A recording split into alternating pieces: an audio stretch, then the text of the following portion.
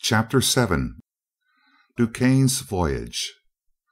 Far from our solar system, a cigar-shaped space car slackened its terrific acceleration to a point at which human beings could walk, and two men got up, exercised vigorously to restore the circulation to their numbed bodies, and went into the galley to prepare their meal, the first since leaving the earth some 8 hours or more before. Because of the long and arduous journey he had decided upon, Duquesne had had to abandon his custom of working alone, and had studied all the available men with great care before selecting his companion and relief pilot. He had finally chosen Baby Doll Loring, so called because of his curly yellow hair, his pink and white complexion, his guileless blue eyes, his slight form of rather less than medium height. But never did outward attributes more belie the inner man. The yellow curls covered a brain agile, keen, and hard. The girlish complexion neither paled nor reddened under stress. The wide blue eyes had glanced along the barrels of so many lethal weapons that in various localities the noose yawned for him. The slender body was built of rawhide and whalebone, and responded instantly to the dictates of that ruthless brain. Under the protection of steel he flourished, and in return for that protection he performed quietly and with neatness and dispatch such odd jobs as were in his line, with which he was commissioned. When they were seated at an excellent breakfast of ham and eggs, buttered toast, and strong aromatic coffee, Duquesne broke the long silence. "Do you want to know where we are?" "I'd say we were a long way from home, by the way this elevator of yours has been climbing all night." "We are a good many million miles from Earth, and we are getting farther away at the rate that would have to be measured in millions of miles per second." Duquesne, watching the other narrowly as he made this startling announcement, and remembering the effect of a similar one upon Perkins, saw with approval that the coffee cup in mid-air did not pause or waver in its course. Loring noted the bouquet of his beverage and took an appreciative sip before he replied: "You certainly can make coffee, Doctor, and good coffee is 9/10 of a good breakfast. As to where we are, that's all right with me. I can stand it if you can." "Don't you want to know where we're going and why?" "I've been thinking about that. Before we started I didn't want to know anything, because what a man doesn't know he can't be accused of spilling in case of a leak. Now that we are on our way, though, maybe I should know enough about things to act intelligently if something unforeseen should develop. If you'd rather keep it dark and give me orders when necessary, that's all right with me, too. It's your party, you know." "I brought you along because one man can't stay on duty 24 hours a day continuously. Since you are in as deep as you can get, and since this trip is dangerous, you should know everything there is to know. You are one of the higher ups now, anyway, and we understand each other thoroughly, I believe." "I believe so." Back in the bow control room, Duquesne applied more power, but not enough to render movement impossible. "You don't have to drive her as hard all the way, then, as you did last night?" "No, I'm out of range of Seaton's instrument now, and we don't have to kill ourselves. High acceleration is punishment for anyone, and we must keep ourselves fit. To begin with, I suppose that you are curious about that object compass." "That and other things."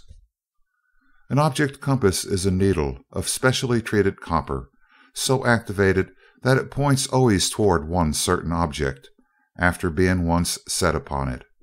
Seaton undoubtedly has one upon me, but sensitive as they are, they can't hold on a mass as small as a man at this distance. That's why we left at midnight, after he had gone to bed, so that we'd be out of range before he woke up. I wanted to lose him, as he might interfere if he knew where I was going. Now I'll go back to the beginning and tell you the whole story." Tersely but vividly he recounted the tale of the interstellar cruise, the voyage of the Skylark of space. When he had finished, Loring smoked for a few minutes in silence. "There's a lot of stuff there that's hard to understand all at once. Do you mind if I ask a few foolish questions to get things straightened out in my mind?" "Go ahead. Ask as many as you want to. It's hard to understand a lot of that Osnomian stuff. A man can't get it all at once." "Osnome is so far away. How are you going to find it?" "With one object compass," I mentioned. "I had planned on navigating from notes I took on the trip back to Earth, but it wasn't necessary. They tried to keep me from finding out anything, but I learned all about the compasses, built a few of them in their own shop, and set one on Osnome. I had it, among other things, in my pocket when I landed. In fact, the control of that explosive copper bullet is the only thing they had that I wasn't able to get, and I'll get that on this trip." "What is that arenak armor they're wearing?" "Arenak is a synthetic metal, almost perfectly transparent. It has practically the same refractive index as air, therefore it is, to all intents and purposes, invisible. It's about 500 times as strong as chrome vanadium steel, and even when you got it to the yield point it doesn't break, but stretches out and snaps back like rubber, with the strength unimpaired. It's the most wonderful thing I saw on the whole trip. They make complete suits of it. Of course they aren't very comfortable, but since they are only a tenth of an inch, they can be worn." "A tenth of an inch of that stuff will stop a steel-nosed machine-gun bullet?" "Stop it? A tenth of an inch of arenak is harder to pierce than 50 inches of our hardest, toughest armor steel. A 16-inch armor-piercing projectile couldn't get through it. It's hard to believe, but nevertheless it's a fact. The only way to kill Seaton with a gun would be to use one heavy enough so that the shock of the impact would kill him, and it wouldn't surprise me a bit if he had his armor anchored with an attractor against that very contingency. Even if he hasn't, you can imagine the chance of getting action against him with a gun of that size?" "Yes, I've heard that he is fast." "That doesn't tell half of it. You know that I'm handy with a gun myself." "You're faster than I am, and that's saying something. You're chain lightning." "Well, Seaton is at least that much faster than I am. You've never seen him work. I have. On that Osnomian dock he shot twice before I started, and shot twice to my once from then on. I must have been shooting a quarter of a second after he had his side all cleared up. To make it worse, I missed once with my left hand. He didn't. There's absolutely no use tackling Richard Seaton without an Osnomian ray generator or something better. But as you know, Brookings always has been and always will be a fool. He wouldn't believe anything new until after he has actually been shown. Well, I imagine he will be shown plenty by this evening." "Well, I'll never tackle him with heat. How does he get that way?" "He's naturally fast, and has practiced sleight of hand ever since he was a kid. He was one of the best amateur magicians in the country, and I will say that his ability along that line has come in handy for him more than once." "I see where you're right in wanting to get something, since we have only ordinary weapons, and they have all that stuff. This trip is to get a little something for ourselves, I take it." "Exactly. And you know enough now to understand what we are out here to get for ourselves. You have guessed that we are headed for Osnome." "I suspected it. However, if you were going only to Osnome, you would have gone alone, so I also suspect that that's only half of it. I have no idea what it is, but you've got something else on your mind." "You're right. I knew you were keen. When I was on Osnome, I found out something that only 4 other men, all dead, ever knew. There is a race of men far ahead of the Osnomians in science, particularly in warfare. They live a long way beyond Osnome. It is my plan to steal an Osnomian airship and mount all its ray screens, generators, guns, and everything else upon this ship, or else convert their vessel into a spaceship. Instead of using their ordinary power, however, we will do as Seaton did and use intra-atomic power, which is practically infinite. Then we'll have everything Seaton's got. But that isn't enough. I want enough more than he's got to wipe him out. Therefore, after we get a ship armed to suit us, we'll visit this strange planet and either come to terms with them or else steal the ship from them. Then we'll have their stuff and that of the Osnomians, as well as our own. Seaton won't last long after that. Do you mind if I ask how you got that dope? Not at all. Except when right with Seaton, I could do pretty much as I pleased, and I used to take long walks for exercise.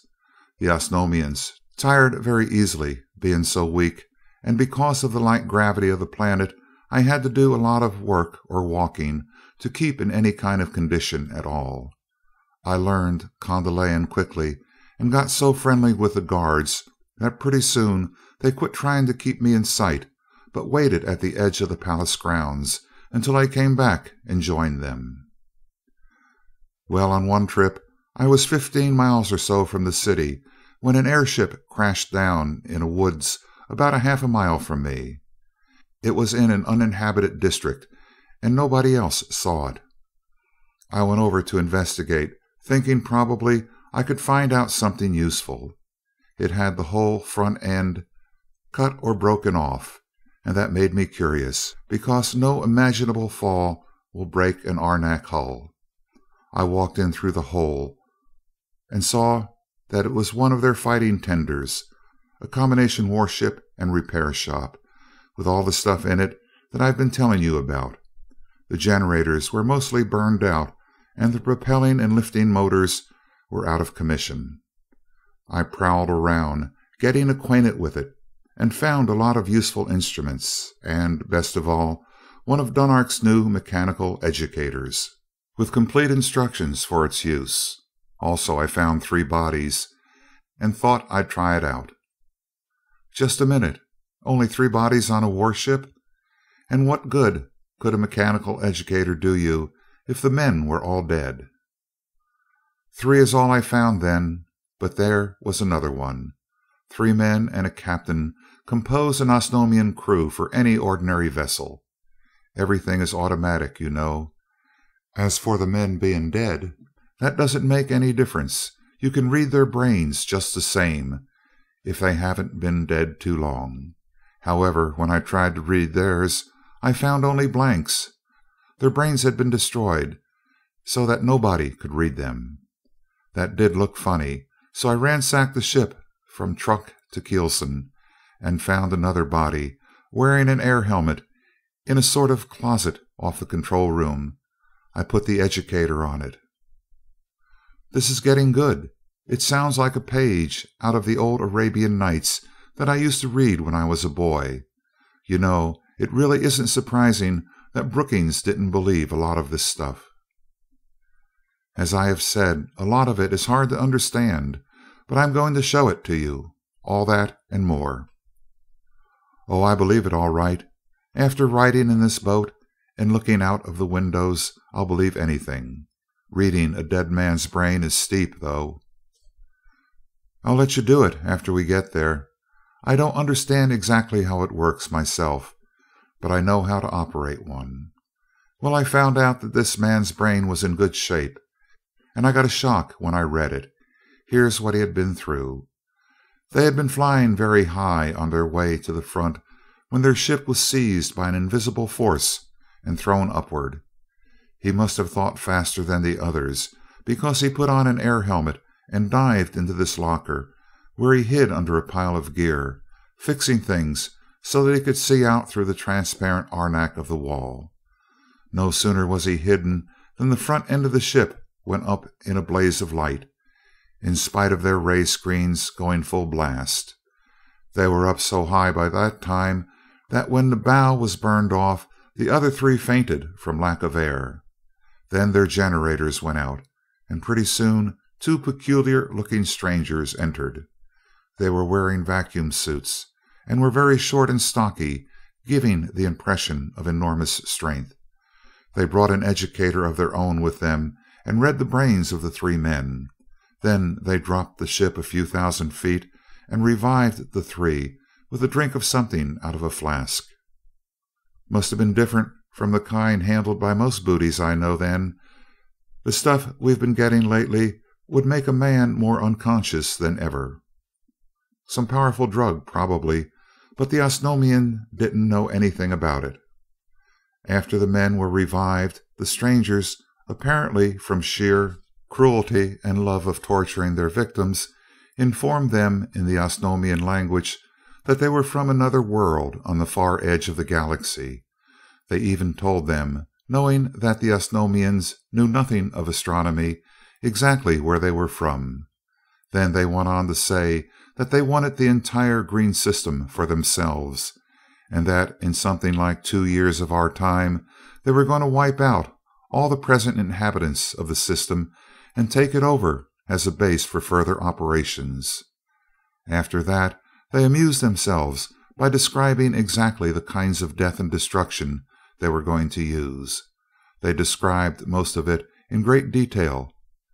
It's too involved to tell you about now, but they've got rays, generators, and screens that even the Osnomians never heard of. And of course, they've got intra-atomic energy, the same as we have. After telling them all this and watching them suffer, they put a machine on their heads and they dropped dead. That's probably what disintegrated their brains. Then they looked the ship over rather casually, as though they didn't see anything they were interested in, crippled the motors, and went away. The vessel was then released and crashed. This man, of course, was killed by the fall. I buried the men. I didn't want anyone else reading that brain, hid some of the stuff I wanted most, and camouflaged the ship so that I'm fairly sure that it's there yet. I decided then to make this trip. I see. Loring's mind was grappling with these new strange facts. That news is staggering, Doctor. Think of it. Everybody thinks our own world is everything there is. Our world is simply a grain of dust in the universe. Most people know it academically, but very few ever give the fact any actual consideration. But now that you've had a little time to get used to the idea of there being other worlds, and some of them as far ahead of us in science as we are ahead of the monkeys, what do you think of it? I agree with you. We've got their stuff, said Loring. However, it occurs to me as a possibility that they may have so much stuff that we won't be able to make the approach. However, if the Osnomian fittings we're going to get are as good as you say they are, I think that two such men as you and I can get at least a lunch, while any other crew, no matter who they are getting a square meal. I like your style, Loring. You and I will have the world eating out of our hands shortly after we get back. As far as actual procedure over there is concerned, of course, I haven't made any definite plans.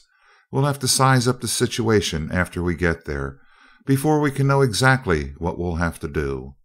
However, we are not coming back empty-handed. You said something, Chief, and the two men, so startling unlike physically, but so alike inwardly, shook hands in token of their mutual dedication to a single purpose. Loring was then instructed in the simple navigation of the ship of space, and thereafter the two men took their regular shifts at the controls. In due time they approached Ostmone, and Duquesne studied the planet carefully through a telescope before he ventured down into the atmosphere. This half of it used to be Mardendale. I suppose it's all Condal now. No, there's a war on down there yet. At least there's a disturbance of some kind. On this planet, that means war. What are you looking for exactly? Asked Loring, who was also examining the terrain with a telescope. They've got some spherical spaceships like Seaton's. I know they had one, and they've probably built more of them since that time. Their airships can't touch us, but those ball-shaped cruisers would be pure poison to us, the way we are fixed now. Can you see any of them?" "Not yet. Too far away to make out details. They're certainly having a hot time down there, though, in that one spot." They dropped lower toward the stronghold which was being so stubbornly defended by the inhabitants of the third planet of the 14th sun, and so savagely attacked by the Kondalian forces. "There, we can see what they're doing now," and DuQuesne anchored the vessel with an attractor. "I want to see if they've got many of those spaceships in action, and you will want to see what war is like when it is fought by people who have been making war steadily for 10,000 years."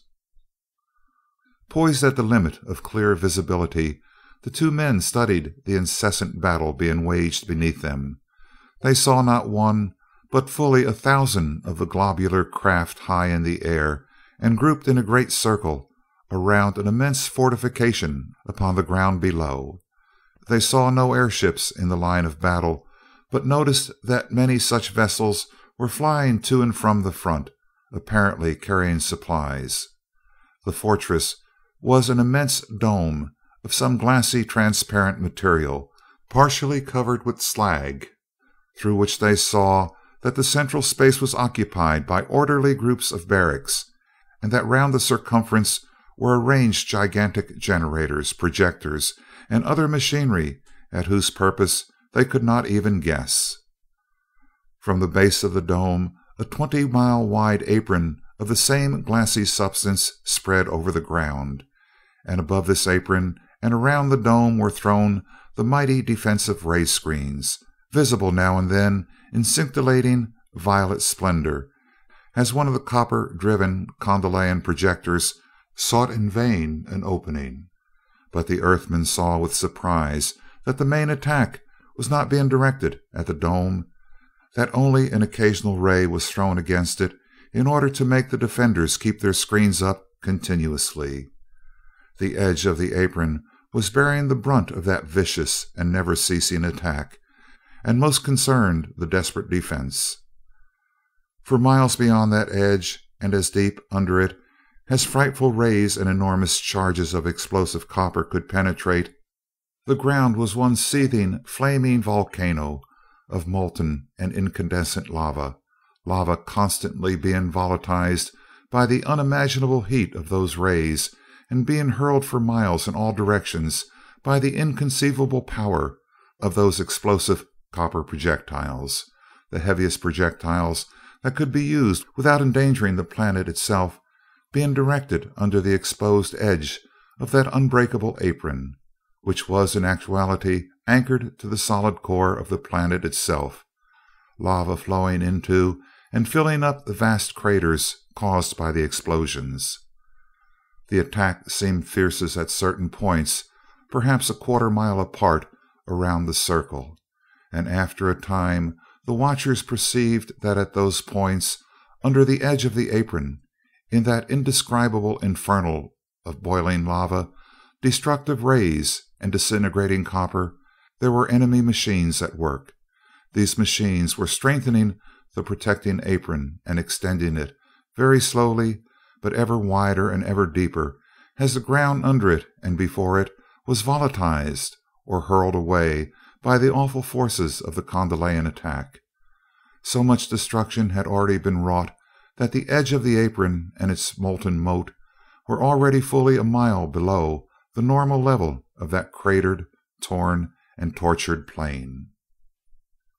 Now and then one of the mechanical moles would cease its labors, overcome by the concentrated fury of destruction centered upon it. Its shattered remnants would be withdrawn, and shortly repaired or replaced. It would be back at work. But it was not the defenders who had suffered most heavily. The fortress was literally ringed about with the shattered remnants of airships, and the riddled hulls of more than a few of those mighty globular cruisers of the void bore mute testimony to the deadliness and efficiency of the warfare of the invaders. Even as they watched, One of the spheres, unable for some reason to maintain its screens or overcome by the awful forces playing upon it, flared from white into and through the violet, and was hurled upward as though shot from the mouth of some Brobdingnagian howitzer.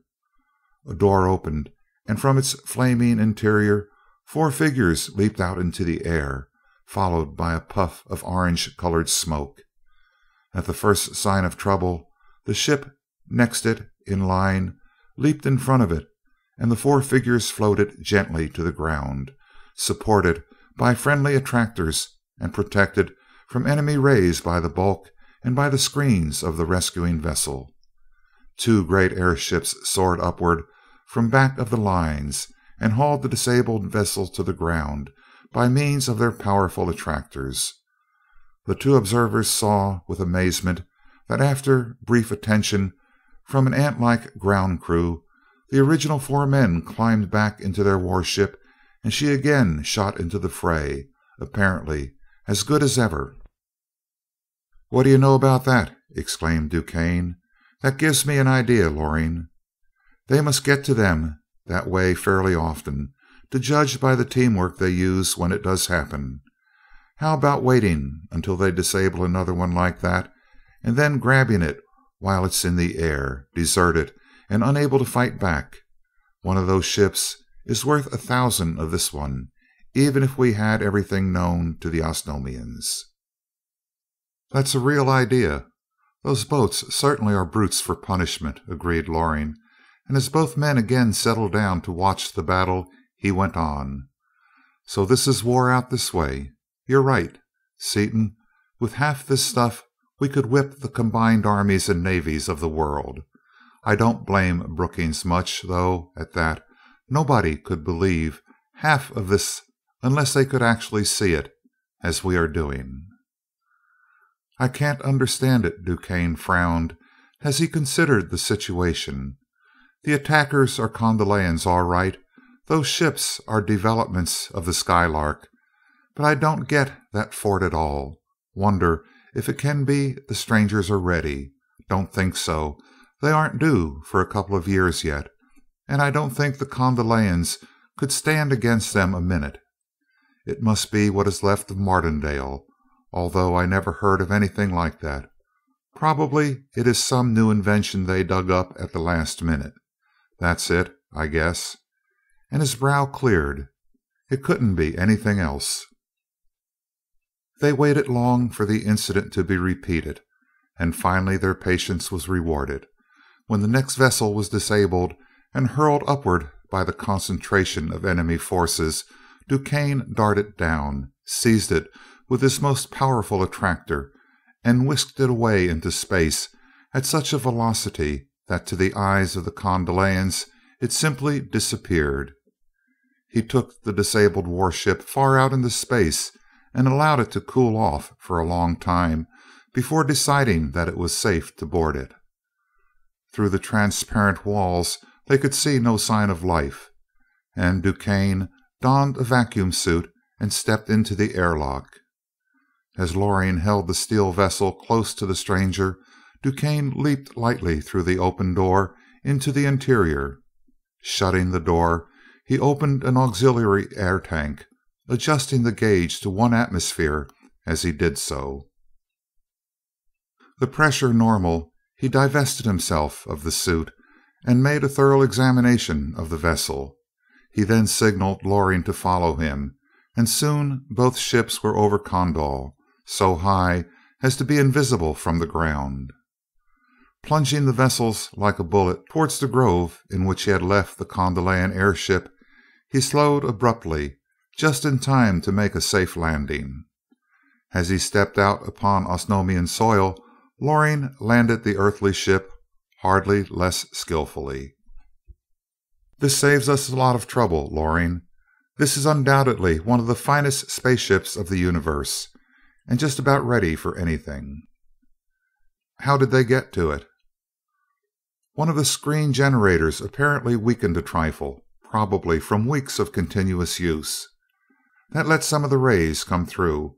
Everything got hot, and the crew had to jump or roast. Nothing is hurt, though, as the ship was thrown up and out of range before the arenak melted at all. The copper repellers are gone, of course, and most of the bars that were in use are melted down, but there was enough of the main bar left to drive the ship, and we can replace the melted stuff easily enough. Nothing else was hurt, and there's absolutely nothing in the structure of these vessels that can be burned. Even the insulation in the coils and generators has a melting point higher than that of porcelain. And not all the copper was melted either. Some of these storerooms are lined with 2 feet of insulation and are piled full of bars and explosive ammunition. What was the smoke we saw then? That was their food supply. It cooked to an ash, and their water was all boiled away through the safety valves. Those rays certainly can put out a lot of heat in a second or two. Can the 2 of us put on those copper repeller bands? This ship must be 75 feet in diameter. Yes, it's a lot bigger than the Skylark was. It's one of their latest models, or it wouldn't have been on the front line. As to banding on the repellers, that's easy. That airship is half full of metalworking machinery that can do everything but talk. I know how to use most of it from seeing it in use, and we can figure out the rest. In that unfrequented spot, there was little danger of detection from the air, and none whatsoever of detection from the ground. Of ground travel upon Osnome there is none. Nevertheless, the 2 men camouflaged the vessels so that they were visible only to keen and direct scrutiny, and drove their task through to completion on the shortest possible time. The copper repellers were banded on, and much additional machinery was installed in the already well-equipped shop. This done, they transferred to their warship food, water, bedding, instruments, and everything else they needed or wanted from their own ship and from the disabled Condelayan airship. They made a last tour of inspection to be sure they had overlooked nothing useful, then embarked. Think anybody will find those ships? They could get a good line on what we've done. Probably, eventually, Loring, so we'd better destroy them. We'd better take a short hop first, though, to test everything out. Since you're not familiar with the controls of a ship of this type, you need practice. Shoot us up around that moon over there and bring us back to this spot. She's a sweet handling boat, easy like a bicycle, declared Loring, as he brought the vessel lightly to a landing upon their return. We can burn the old one up now. We'll never need her again, any more than a snake needs his last year's skin. She's good, all right. Those 2 hulks must be put out of existence, but we shouldn't do it here. The rays would set the woods afire, and the metal would condense all around. We don't want to leave any tracks, so we'd better pull them out into space to destroy them. We could turn them loose, and as you've never worked a ray, it'll be good practice for you. Also, I want you to see for yourself just what our best armor plate amounts to compared with arenak. When they towed the 2 vessels far out into space, Loring put into practice the instruction he had received from Duquesne concerning the complex armament of their vessel. He swung the beam projector upon the Condelayan airship, pressed the connectors of the softener ray, the heat ray, and the induction ray, and threw the master switch. Almost instantly, the entire hull became blinding white, but it was several seconds before the extreme refractory material began to volatilize. Though the metal was less than an inch thick, it retained its shape and strength stubbornly, and only slowly did it disappear in flaming, flaring gusts of incandescent gas. "There you've seen what an inch of arenak is like," said Duquesne when the destruction was complete. "Now shine it on that 60-inch chrome vanadium armor hull of our old bus and see what happens." Loring did so. As the beam touched it, the steel disappeared in one flare of radiance. As he swung the projector in one flashing arc from the stem to the stern, there was nothing left. Loring, swinging the beam, whistled in amazement. "Wow, what a difference! And this ship of ours has a skin of arenak 6 feet thick. Yes, now you understand why I didn't want to argue with anyone out here as long as we were in our steel ship. I understand all right, but I can't understand the power of these rays. Suppose I had had all 20 of them on instead of only 3. In that case, I think that we could have whipped even the short, thick strangers. You and me both. But say, every ship's got to have a name. This new one of ours is such a sweet, harmless, inoffensive little thing, we'd better name her the Violet, hadn't we? Duquesne started the Violet off in the direction of the solar system occupied by the warlike strangers, but he did not hurry. He and Loring practiced incessantly for days at the controls, darting here and there, putting on terrific acceleration until the indicators showed a velocity of hundreds of thousands of miles per second, then reversing the acceleration until the velocity was 0. They studied the controls and alarm system until each knew perfectly every instrument, every tiny light, and the tone of each bell. They practiced with the rays, singly and in combination, with the visiplates, and with the many levers and dials, until each one was so familiar with the complex installation that his handling of every control had become automatic. Not until then did Duquesne give the word to start out in earnest toward their goal, at an unthinkable distance. They had not been under way long when an alarm bell sounded its warning, and a brilliant green light began flashing upon the board. Duquesne frowned as he reversed the bar. Outside intra-atomic energy detector. Somebody's using power out here. Direction about dead ahead, straight down. Let's see if we can see anything. He swung number 6, the telescopic visiplate, into connection. After what seemed to them a long time, they saw a sudden sharp flash, apparently an immense distance ahead, and simultaneously 3 more alarm bells rang and 3 colored lights flashed briefly. Somebody got quite a jolt then. 3 rays in action at once for 3 or 4 seconds, reported Duquesne as he applied still more negative acceleration. I'd like to know what this is all about, he exclaimed after a time, as they saw a subdued glow which lasted a minute or two. As the warning light was flashing more and more slowly and with diminishing intensity, the Violet was once more put upon her course. As she proceeded, however, the warnings of the liberation of intra-atomic energy grew stronger and stronger, and both men scanned their path intensely for a sight of the source of the disturbance, while their velocity was cut to only a few hundred miles an hour. Suddenly the indicator swerved and pointed behind them, showing that they had passed the object, whatever it was. Duquesne instantly applied power and snapped on a small searchlight. If it's so small that we couldn't see it when we passed it, it's nothing to be afraid of. We'll be able to find it with a light. After some search, they saw an object floating in space, apparently a vacuum suit. Shall one of us get in the airlock, or shall we bring it in with an attractor? Asked Loring. An attractor by all means. 2 or 3 of them, in fact, to spread eagle whatever it is. Never take any chances.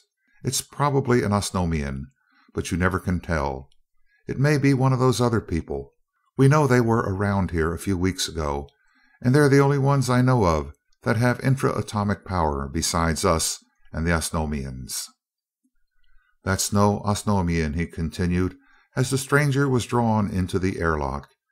He's big enough around for 4 Osnomians, and very short. We'll take no chances at all with that fellow. The captive was brought into the control room pinioned, head, hand, and foot with attractors and repellers, before Duquesne approached him. He then read the temperature and pressure of the stranger's air supply, and allowed the surplus air to escape slowly before removing the stranger's suit and revealing one of the Fenachrone, eyes closed, unconscious or dead. Duquesne leaped for the educator and handed Loring a headset. Put this on quick. He may be only unconscious, and we might not be able to get a thing from him if he were awake." Loring donned the headset, still staring at the monstrous form with amazement not unmixed with awe, while DuQuesne, paying no attention to anything except the knowledge he was seeking, manipulated the controls of the instrument. His first quest was for the weapons and armament of the vessel. In this he was disappointed, as he learned that the stranger was one of the navigating engineers, and as such had no detailed knowledge of the matters of prime importance to the Inquisitor.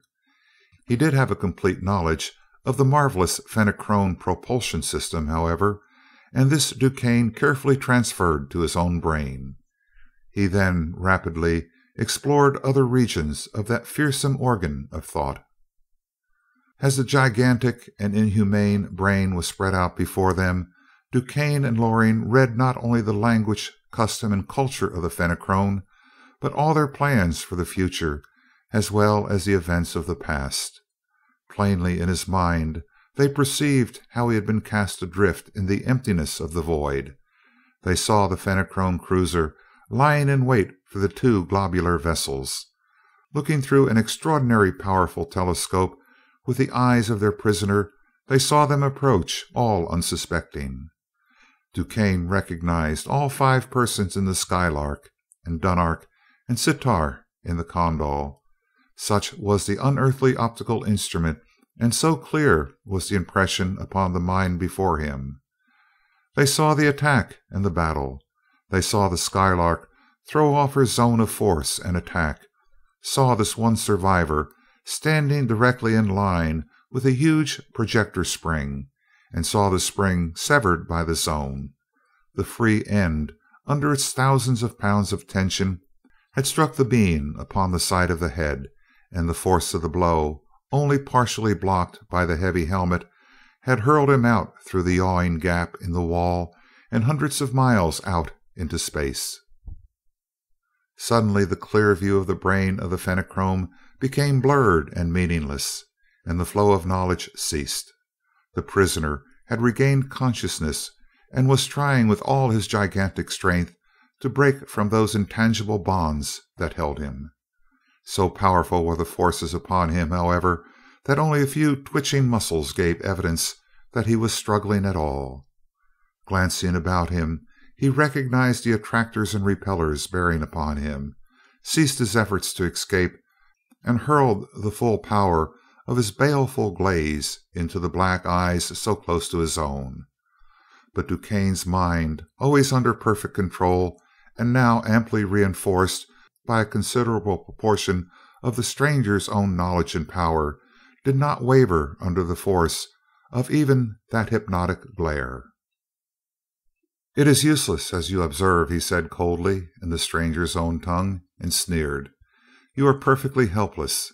Unlike you of the Fenachrone, however, men of my race do not always kill strangers at sight, merely because they are strangers. I will spare your life if you can give me anything of enough value to me to make extra time and trouble worthwhile. You read my mind while I could not resist your childish efforts. I will have no traffic whatever with you, who have destroyed my vessel. If you have mentality enough to understand any portion of my mind, which I doubt, you already know the fate in store for you. Do with me what you will." This from the stranger. DuQuesne pondered long before he replied, considering whether it was to his advantage to inform this stranger of the facts. Finally he decided. "Sir, neither I nor this vessel had anything to do with the destruction of your warship. Our detectors discovered you floating in empty space. We stopped and rescued you from death. We have seen nothing else save what we saw pictured in your own brain. I know that, in common with all of your race, you possess neither conscience nor honor, as we understand the terms.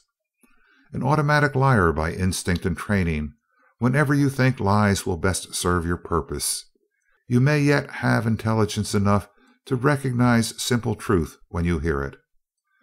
You already have observed that we are of the same race as those who destroyed your vessel, and have assumed that we are with them. In that you are wrong.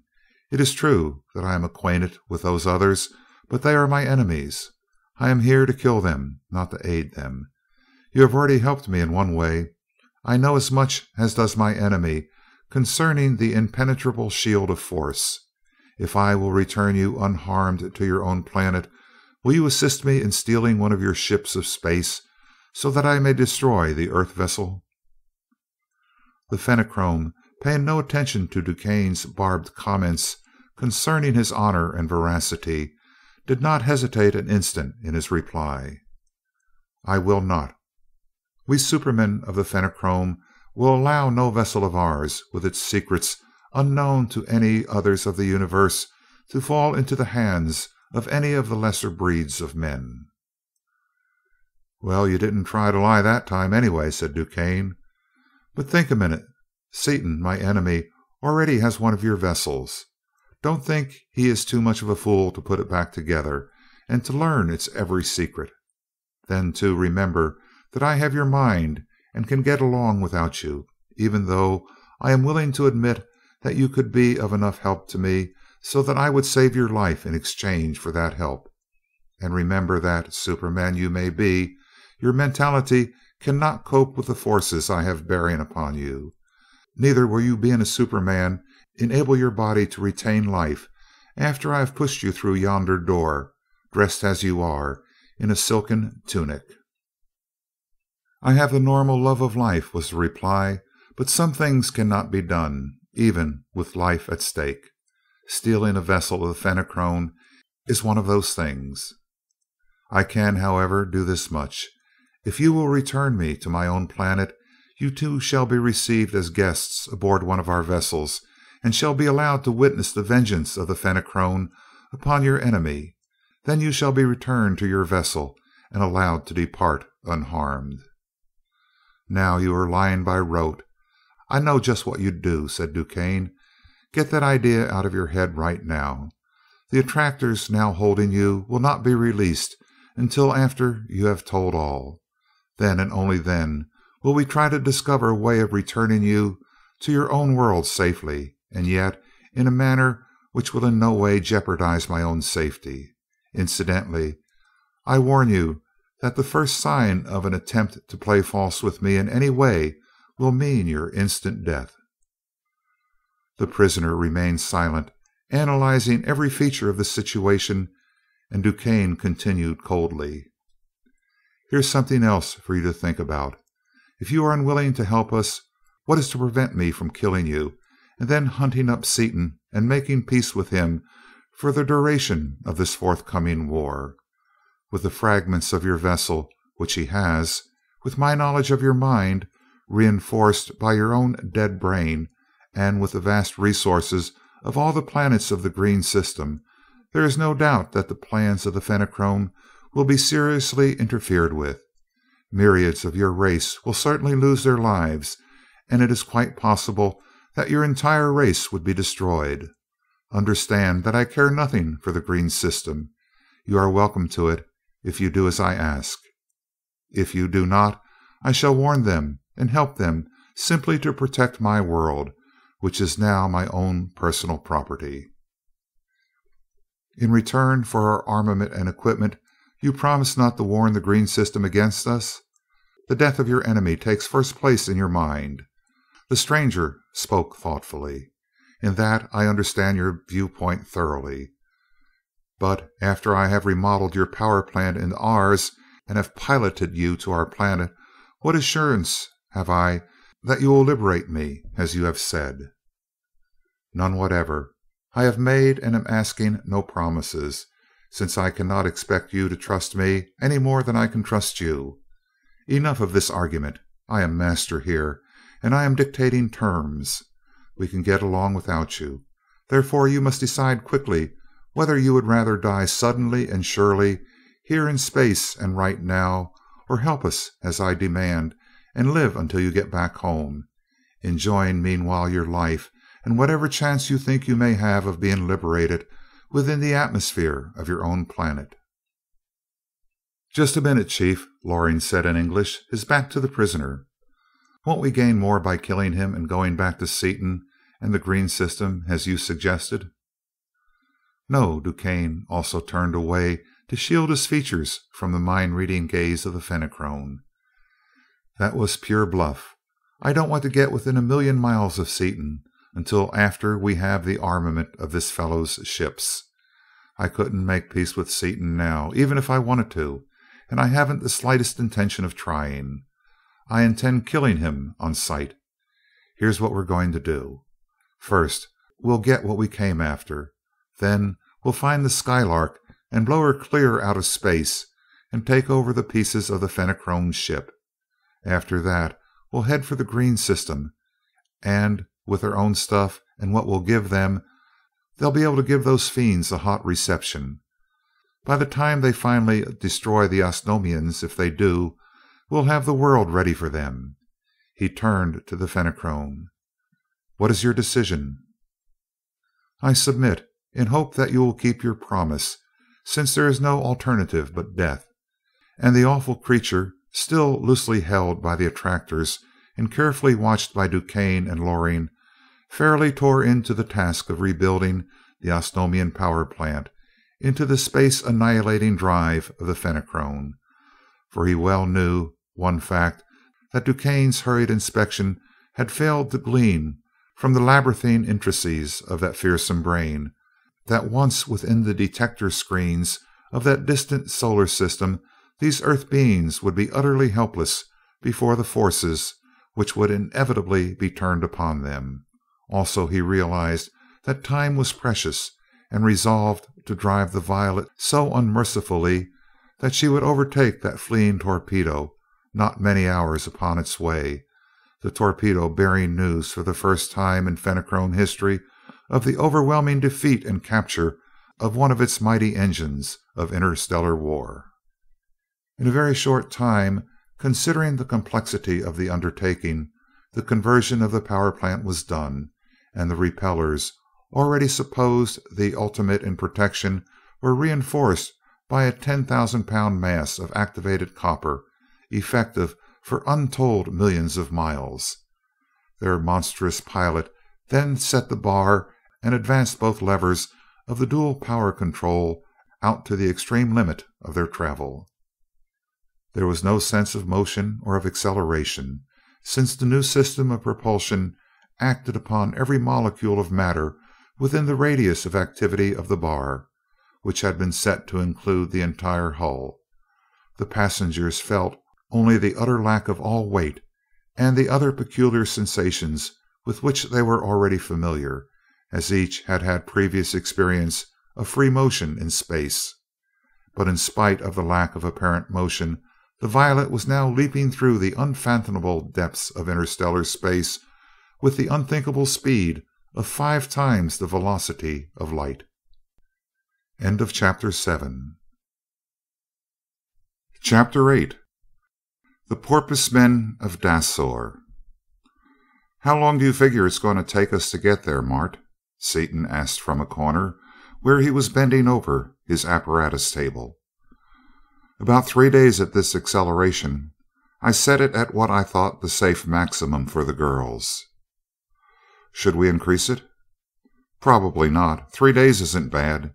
Anyway, to save even 1 day, we'd have to more than double the acceleration, and none of us could do anything, so we'd better let it ride. How are you making it, Peg?" "I'm getting used to weighing a ton now. My knees buckled only once this morning from my forgetting to watch them when I tried to walk. Don't let me interfere, though. If I'm slowing us down, I'll go to bed and stay there." "It hardly pays," said Seaton. "We can use the time to good advantage. Look here, Mart. I've been looking over this stuff I got out of their ship, and here's something I know you'll eat up. They refer to it as a chart, but it's 3-dimensional and almost incredible. I can't say that I understand it, but I get an awful kick out of looking at it. I've been studying it a couple of hours and haven't started yet. I haven't found our solar system, the green one, or their own. It's too heavy to move around now because of the acceleration we're using. Come on over here and give it a look." The chart was a strip of some parchment-like material or film, apparently miles in length, wound upon reels at each end of the machine. One section of the film was always under the viewing mechanism, an optical system, projecting an undistorted image into a visiplate somewhat similar to their own, and at the touch of a lever, a small atomic motor turned the reels and moved the film through the projector. It was not an ordinary star chart. It was three-dimensional, ultra-stereoscopic. The eye did not perceive a flat surface, but beheld an actual extremely narrow wedge of space as seen from the center of the galaxy. Each of the closer stars was seen in its true position in space and in its true perspective, and each was clearly identified by number. In the background were faint stars and nebulous masses of light, too distant to be resolved into separate stars, a true representation of the actual sky. As both men stared fascinated into the visiplate, Seaton touched the lever, and they apparently traveled directly along the center line of that ever-widening wedge. As they proceeded, the nearer stars grew brighter and larger, soon becoming suns, with their planets and then the satellites of the planets plainly visible, and finally passing out of the picture behind the observers. The fainter stars became bright, grew into suns and solar systems, and were passed in turn.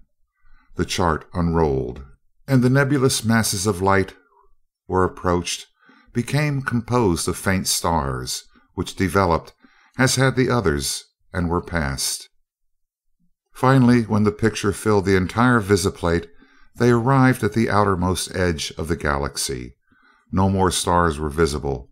They saw empty space stretching for inconceivably vast distances before them. But beyond that indescribable and incomprehensible vacuum, they saw faint lenticular bodies of light, which were also named, and which each man knew to be other galaxies, charted and named by the almost unlimited power of the Fenachrone astronomers, but not as yet explored. As the magic scroll unrolled still farther, they found themselves back in the center of the galaxy, starting outward in the wedge adjacent to the one which they had just traversed. Seaton cut off the motor and wiped his forehead. "Wouldn't that break you off at the ankles, Mart? Did you ever conceive the possibility of such a thing?" "It would, and I did not. There are literally miles and miles of film in each of those reels, and I see that there is a magazine full of reels in the cabinet. There must be an index or a master chart." "Yes, there's a book in this slot here," said Seaton, "but we don't know any of their names or numbers. Wait a minute. How did he report our Earth on that torpedo? Planet number 3 of Sun 64 something, Pilarone, wasn't it? I'll get the record." 6473 Pilarone it was. Pilarone, let's see. Seaton studied the index volume. Reel 20, scene 51. I'd translate it. They found the reel, and scene 51 did indeed show that section of space in which our solar system is. Seaton stopped the chart when star 6473 was at its closest range, and there was our sun, with its 9 planets and their many satellites accurately shown and correctly described. "They know their stuff, all right. You've got to hand it to 'em. I've been straightening out that brain record, cutting out the hazy stretches and getting his knowledge straightened out so we can use it. And there's a lot of this kind of stuff in the record you can get. Suppose that you can figure out exactly where he comes from with his dope and with his brain record?" "Certainly. I may be able to get more complete information upon the green system than the Osnomians have, which will be very useful indeed." "You are right. I am intensely interested in this material, and if you do not care particularly about studying it any more at this time, I believe that I should begin to study it now." "Hop to it. I'm going to study that record some more. No human brain can take it all, I'm afraid, especially all at once, but I'm going to kind of peck around the edges and get me some dope that I want pretty badly. We got a lot of stuff from that wampus." About 60 hours out, Dorothy, who had been observing the planet through number 6 visiplate, called Seaton away from the phenochrome brain record upon which he was still concentrating. "Come here a minute, Dickie. Haven't you got that knowledge all packed away in your skull yet?" "I'll say I haven't. That bird's brain would make a dozen of mine, and it was loaded until the scuppers were awash. I'm just nibbling around the edges yet." "I've always heard that the capacity of even the human brain is almost infinite. Isn't that true?" asked Margaret. "Maybe it is, if the knowledge were built up gradually over generations.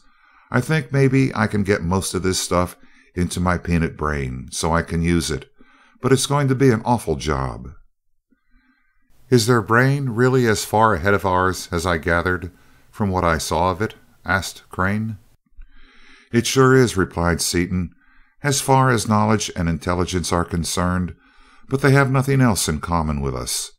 They don't belong to the genus Homo at all, really. Instead of having a common ancestor with the anthropoids, as they say we had, they evolved from a genus which combined the worst traits of the cat tribe and the carnivorous lizards, the most savage and bloodthirsty branches of the animal kingdom, and instead of getting better as they went along, they got worse, in that respect at least. But they sure do know something. When you get a month or so to spare, you want to put on this harness and grab his knowledge. Be very careful to steer clear of his mental traits and so on. Then, when we get back to the earth, we'll simply tear it apart and rebuild it. You'll know what I mean when you get this stuff transplanted into your own skull. But to cut out the lecture, what's on your mind, Dottie Dimple?" "This planet Martin picked out is all wet, literally. The visibility is fine, very few clouds, but this whole half of it is solid ocean. If there are any islands even, they're mighty small." All four looked into the receiver. With the great magnification employed, the planet almost filled the visiplate. There were a few fleecy wisps of cloud, but the entire surface upon which they gazed was one sheet of the now familiar deep and glorious blue peculiar to the waters of that cuprous solar system, with no markings whatever. "What did you make of it, Mart?" "That's water, all right.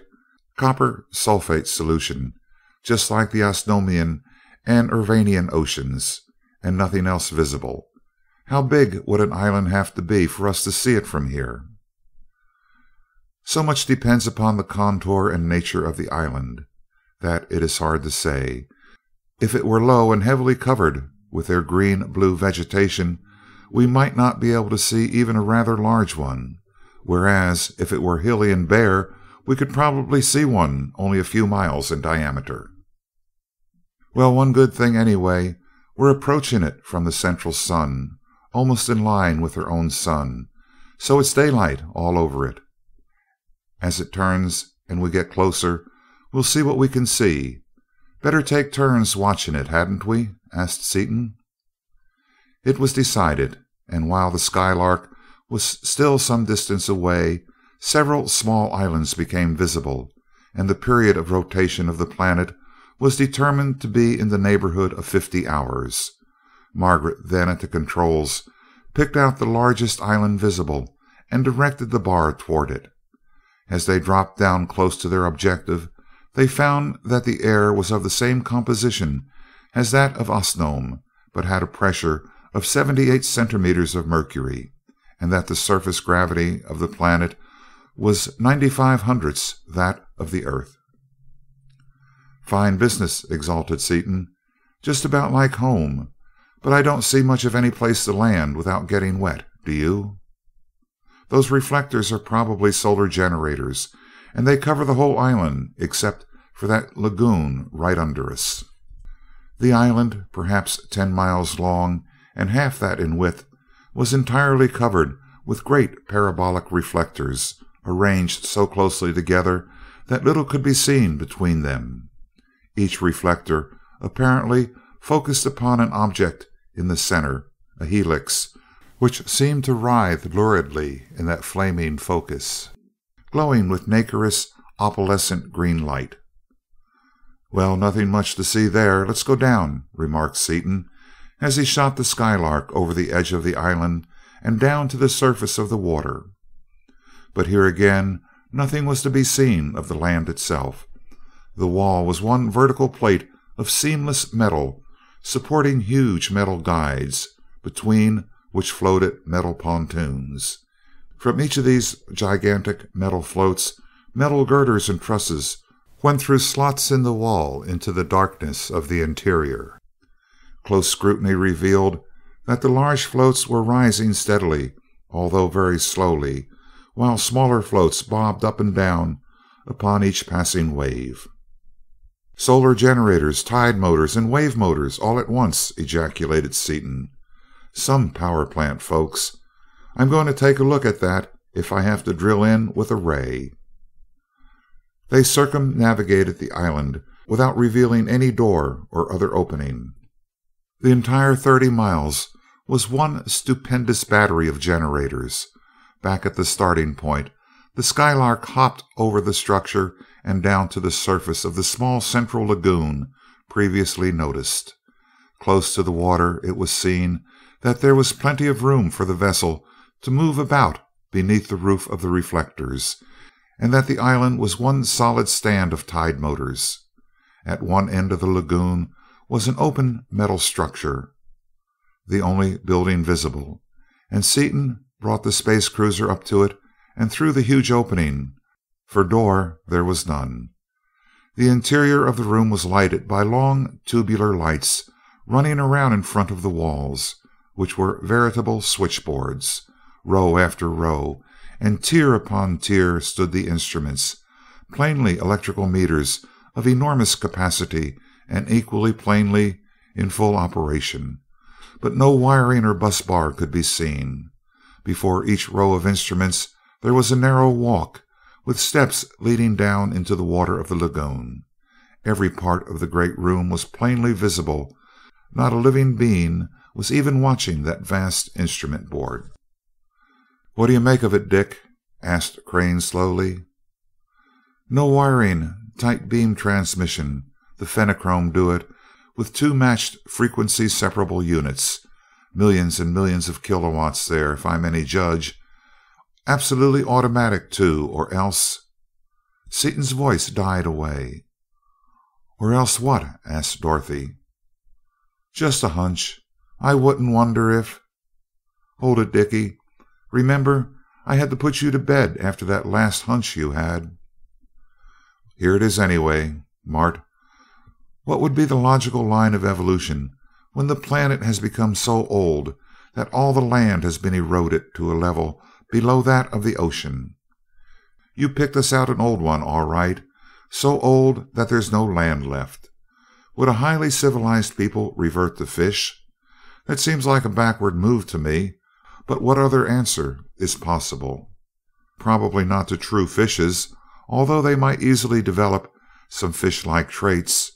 I do not believe, however, that they would go back to gills or to cold blood."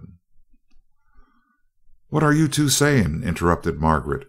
"Do you mean to say that you think fish live here instead of people, and that fish did all this?"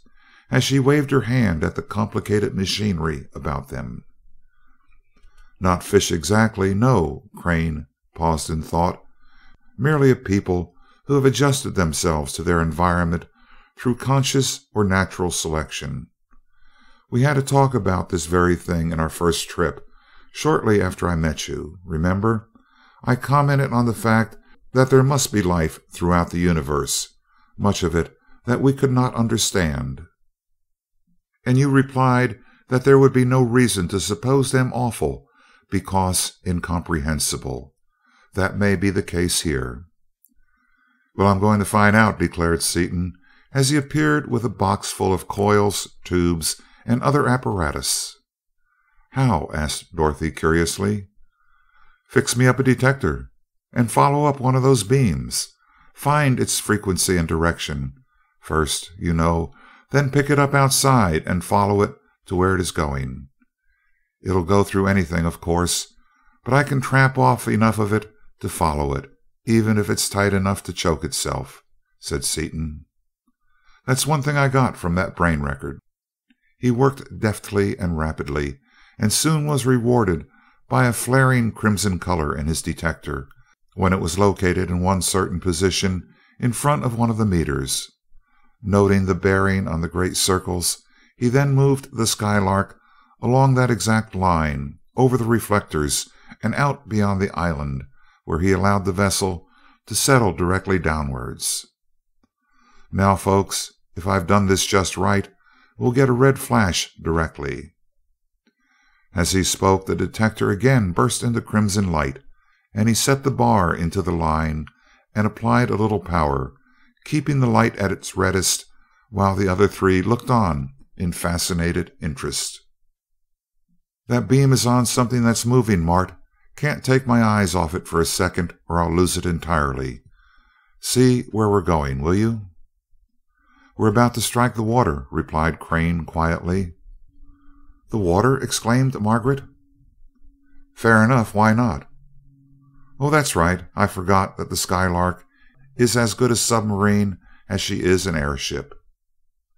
Crane pointed number 6 visiplate directly into the line of flight and started into the dark water.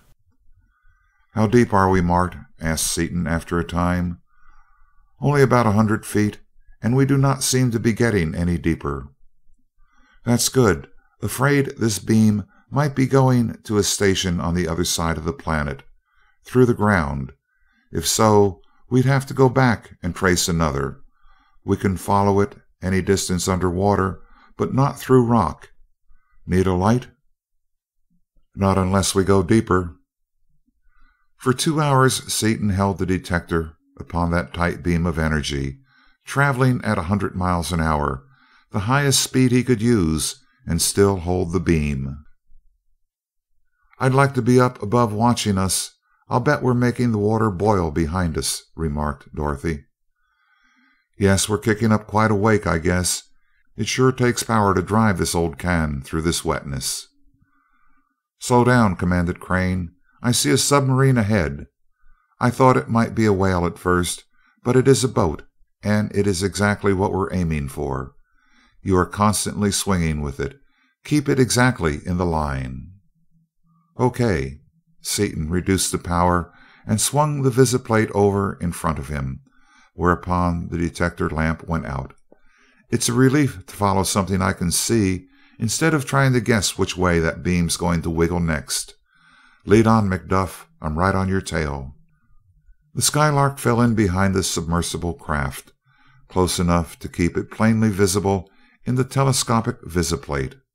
Finally the stranger stopped and rose to the surface between 2 rows of submerged pontoons, which, row upon row, extended in every direction as far as the telescope could reach.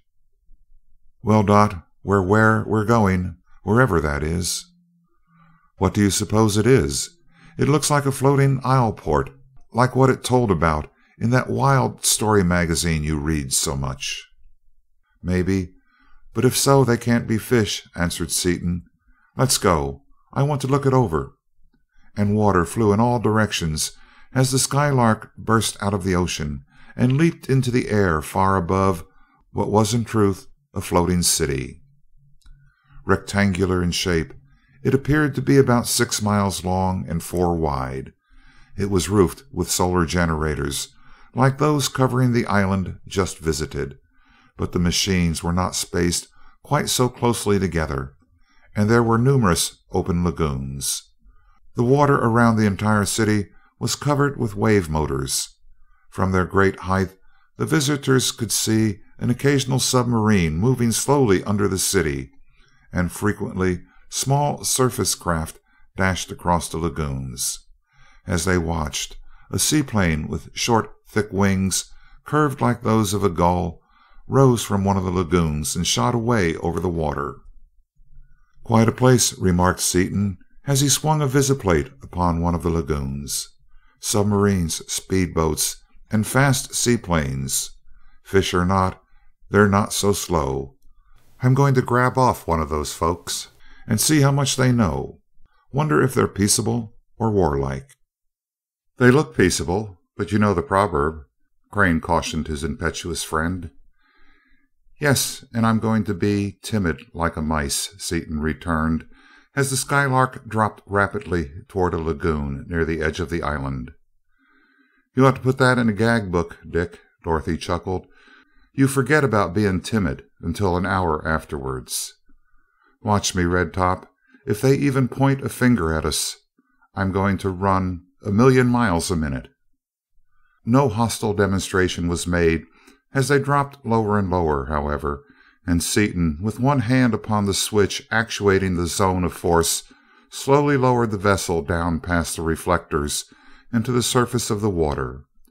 Through the visiplate he saw the crowd of people coming toward them, some swimming in the lagoon, some walking along narrow runways.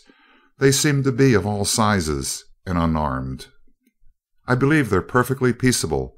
Just curious, Mart. I've already got the repellers on close range. Believe I'll cut them off altogether." "How about the ray screens?" "All three full out. They don't interfere with anything solid, though, and won't hurt anything. They'll stop any ray attack, and this arenak hull will stop anything else we're apt to get there. Watch this board, will you, and I'll see if I can't negotiate with them." Seaton opened the door.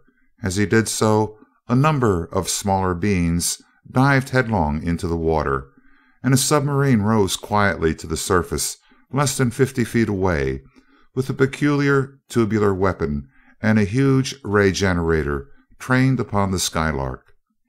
Seaton stood motionless, his right hand raised in the universal sign of peace, his left holding at his hip an automatic pistol charged with explosive shells, while Crane at the controls had the Fenachrone super generator in line, and his hand lay upon the switch, whose closing would volatilize the submarine and cut an incandescent path of destruction through the city lengthwise.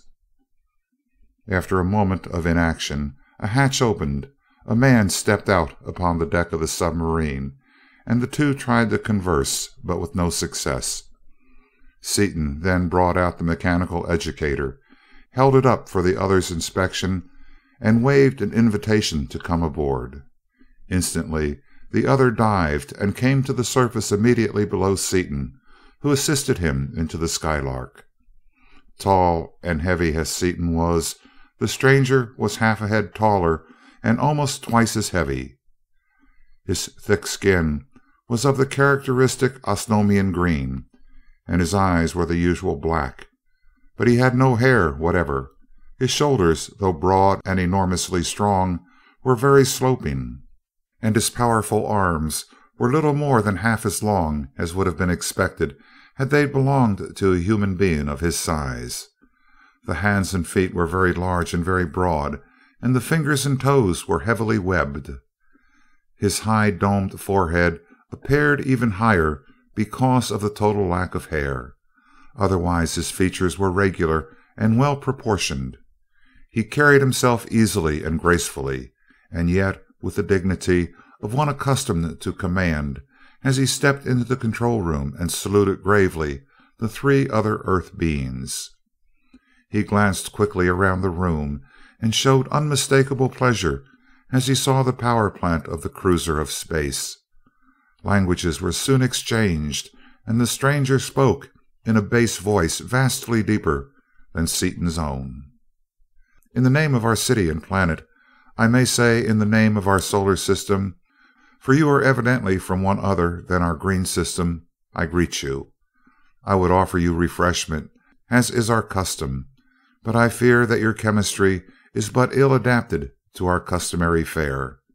If there be aught in which we can be of assistance to you, our resources are at your disposal, but before you leave us, I shall wish to ask from you a great gift."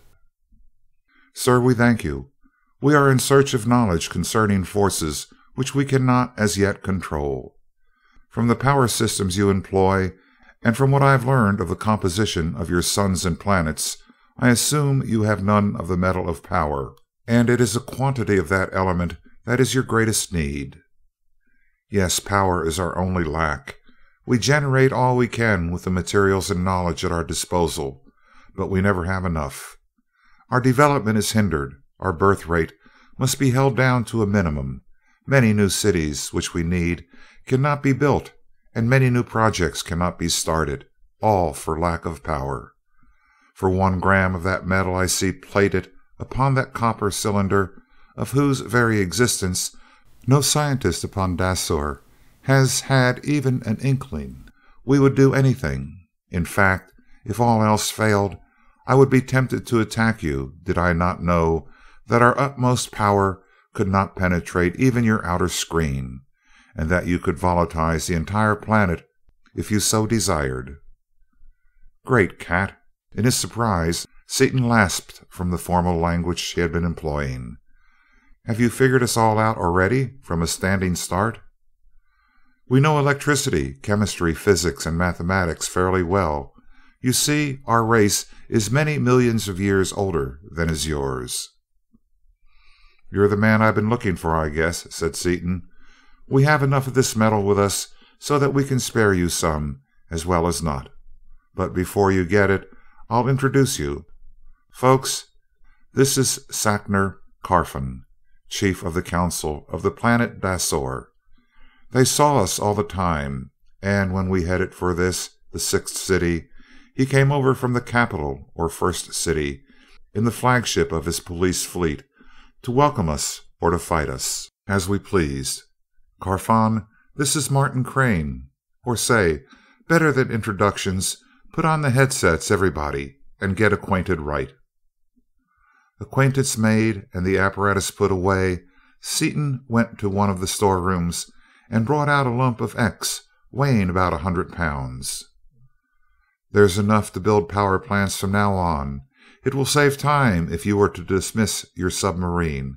With you to pilot us, we can take you back to the first city a lot faster than your vessel can travel. Carfon took a miniature transmitter from a pouch under his arm and spoke briefly, then gave Seaton the course. In a few minutes, the first city was reached, and the Skylark descended rapidly to the surface of a lagoon at one end of the city. Short as had been the time consumed by their journey from the 6th city, they found a curious and excited crowd awaiting them. The central portion of the lagoon was almost covered by small surface craft, while the sides, separated from the sidewalks by the curbs, were full of swimmers. The peculiar Dasorian equivalent of whistles, bells, and gongs were making a deafening uproar, and the crowd was yelling and cheering in much the same fashion as do earthly crowds upon similar occasions. Seaton stopped the Skylark, took his wife by the shoulder, swinging her around in front of the visiplate. Look at that, Dot. Talk about rapid transit. They could give the New York subway a flying start and beat them hands down. Dorothy looked into the visiplate and gasped. 6 metal pipes, one above the other, ran above and parallel to each sidewalk lane of water. The pipes were full of ocean water, water racing along at fully 50 miles an hour and discharging, each stream a small waterfall, into the lagoon. Each pipe was lighted in the interior, and each was full of people, heads almost touching feet, unconcernedly being borne along, completely immersed in that mad current. As the passenger saw daylight and felt the stream begin to drop, he righted himself, apparently selecting an objective point, and rode the current down into the ocean. A few quick strokes, and he was either at the surface or upon one of the flights of stairs leading up to the platform. Many of the travelers did not even move as they left the orifice. If they happened to be on their backs, they entered the ocean backwards, and did not bother about righting themselves or about selecting a destination until they were many feet below the surface. Good heavens, Dick, they'll kill themselves or drown. Not these birds. Notice their skin. They've got a hide like a walrus, and a terrific layer of subcutaneous fat. Even their heads are protected that way. you could hardly hit one of them enough with a baseball bat to hurt him. As for drowning, they can outswim a fish and can stay under water almost an hour without coming up for air. Even one of those youngsters can swim the full length of the city without taking a breath." "How do you get that velocity of flow, Carfon?" asked Crane. "By means of pumps. These channels run all over the city, and the amount of water running in each tube and the number of tubes in use are regulated automatically by the amount of traffic. When any section of tube is empty of people, no water flows through it. This was necessary in order to save power. At each intersection there are 4 standpipes and automatic swim counters that regulate the volume of water and the number of tubes in use. This is ordinarily a quiet pool, as it is in a residence section, and this channel, our channels correspond to your streets, you know, has only 6 tubes each way. If you will look on the other side of the channel, you will see the intake end of the tubes going downtown." Seaton swung the visiplate around, and they saw 6 rapidly moving stairways, each crowded with people, leading from the ocean level up to the top of a tall metal tower. As the passengers reached the top of the flight, they were catapulted headfirst into the chamber leading to the tube below. "Well, that is some system for handling people," exclaimed Seaton. "What's the capacity of the system?" "When running full pressure, 6 tubes will handle 5,000 people a minute. It is only very rarely, on such occasions as this, that they are ever loaded to capacity.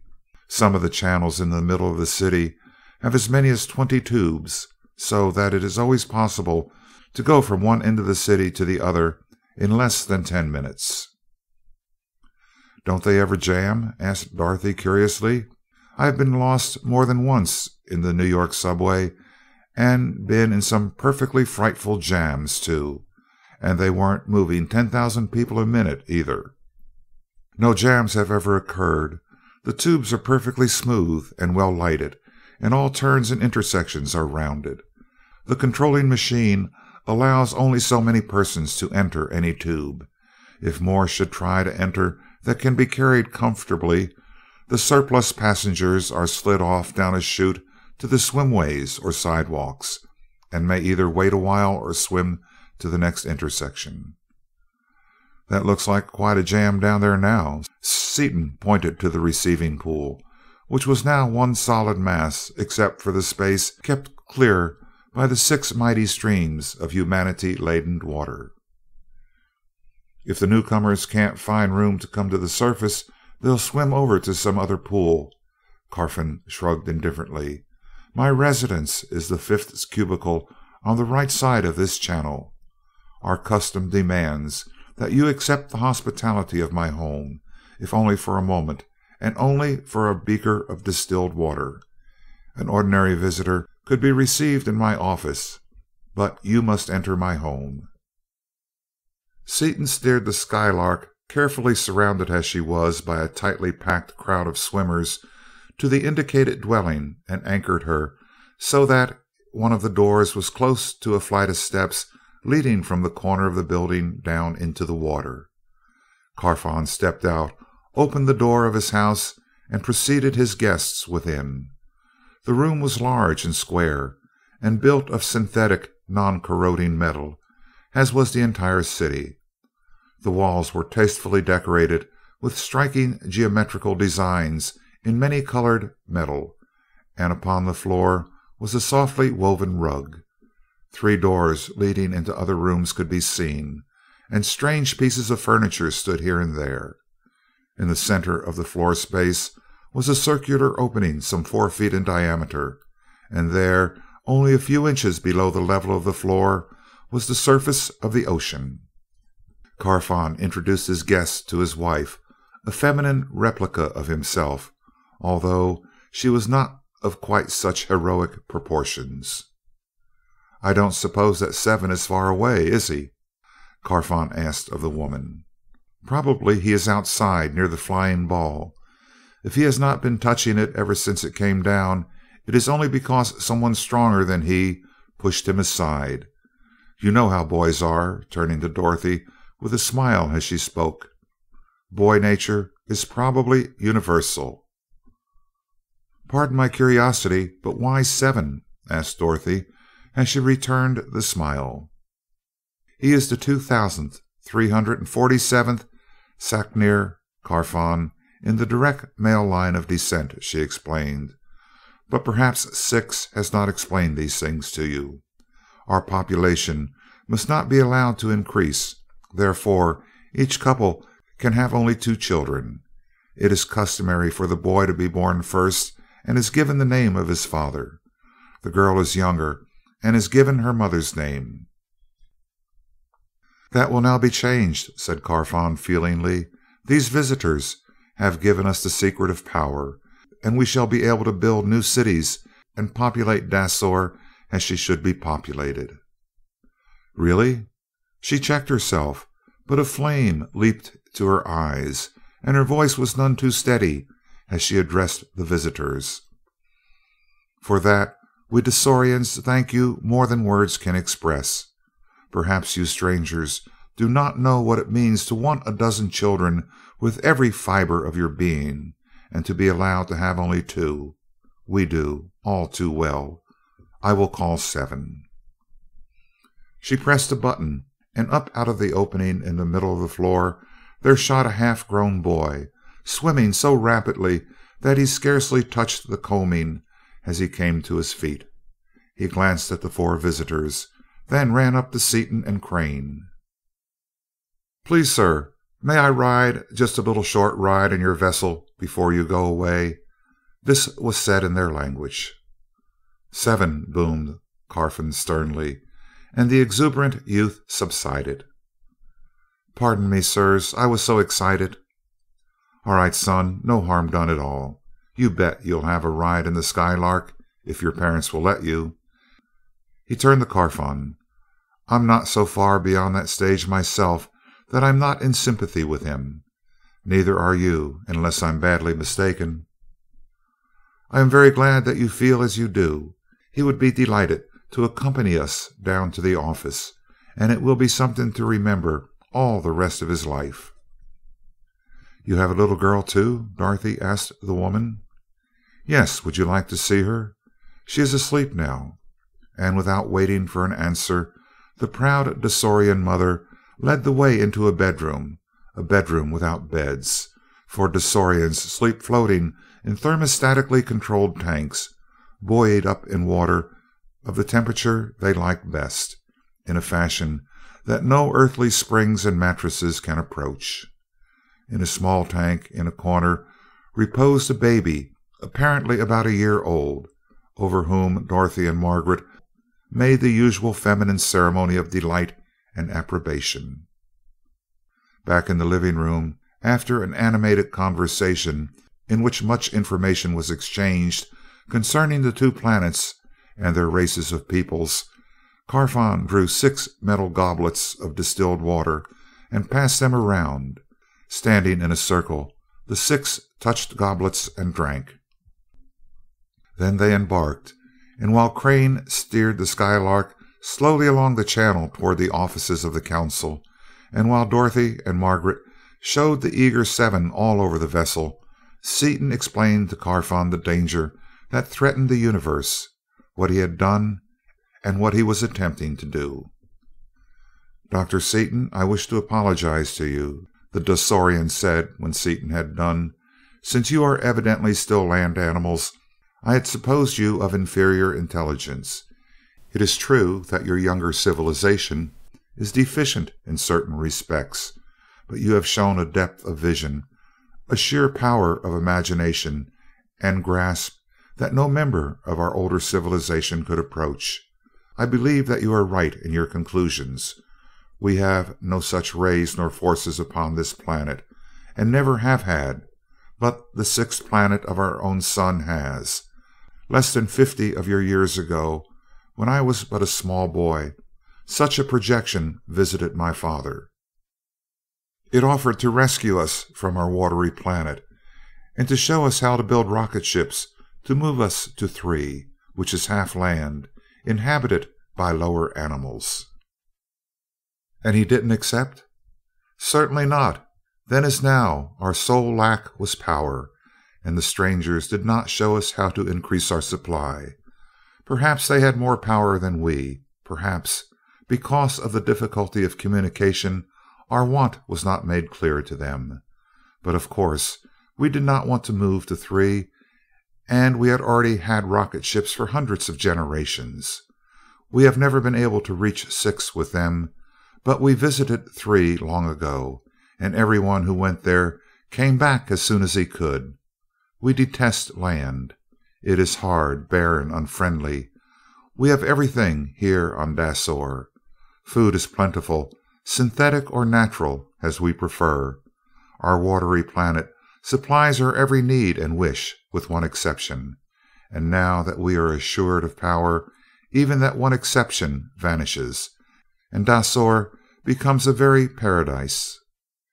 We can now lead our natural lives, work and play to our fullest capacity.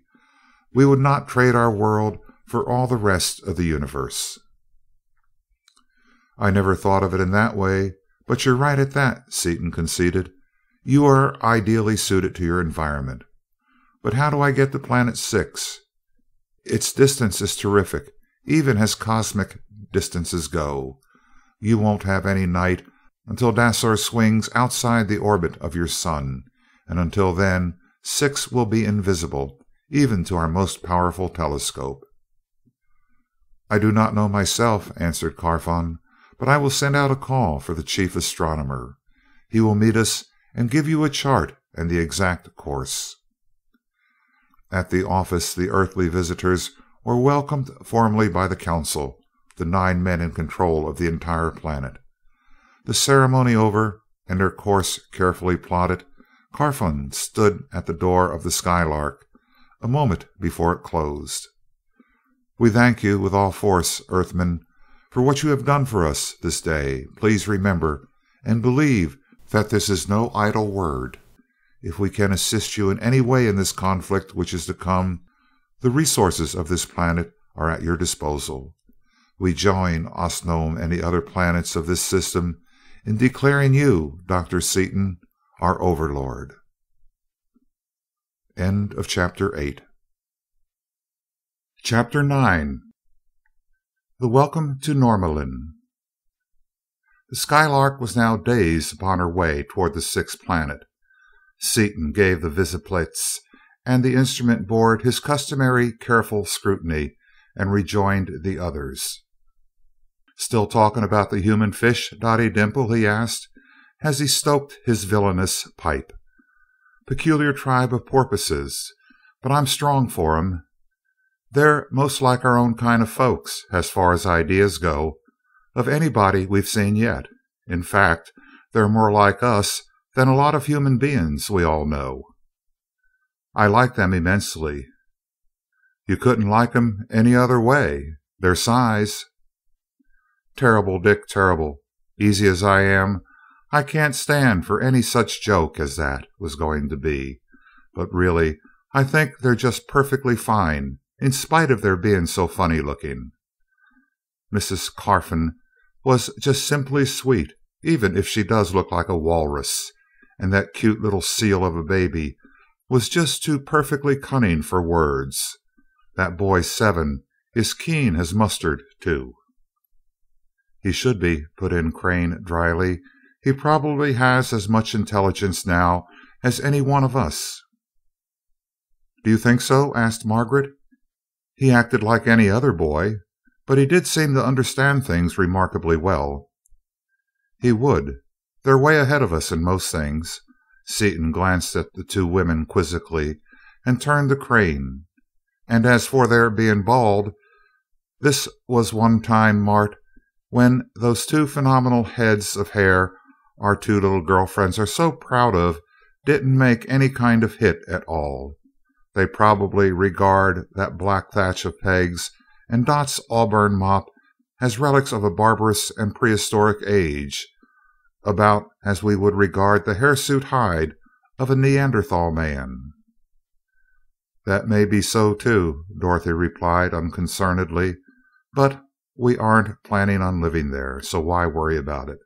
I like them anyway, and I believe that they like us. They acted that way, but say, Mart, if that planet is so old that all their land area has been eroded away, how come they've got so much water left? And they've got quite an atmosphere, too. The air pressure, said Crane, while greater than that now obtaining upon Earth, was probably of the order of magnitude of 3 meters of mercury, originally. As to the erosion, they might have had more water to begin with than our Earth had. Yeah, that'd count for it, all right, said Dorothy. There's one thing I want to ask you two scientists, Margaret said. Everywhere we've gone, except on that one world that Dick thinks is a wandering planet, we found the intelligent life quite remarkably like human beings. How do you account for that?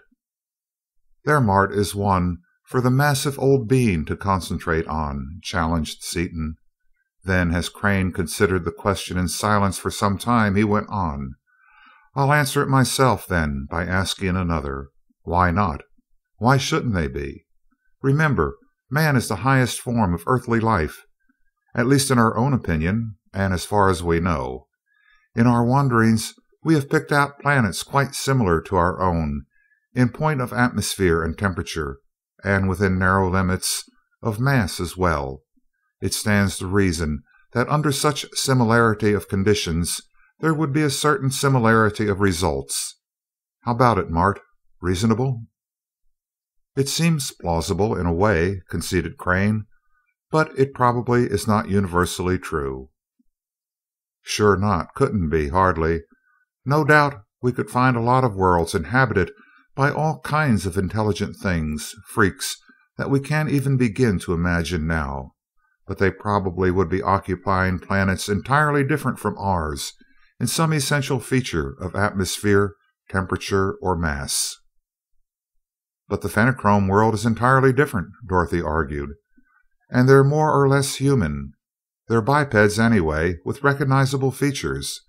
I've been studying that record with you, you know, and their world has so much more mass than ours that their gravitation is simply frightful. That much difference is comparatively slight, not a real fundamental difference.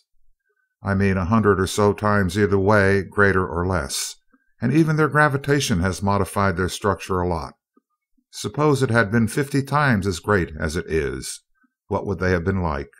Also, their atmosphere is very similar to ours in composition, and their temperature is bearable.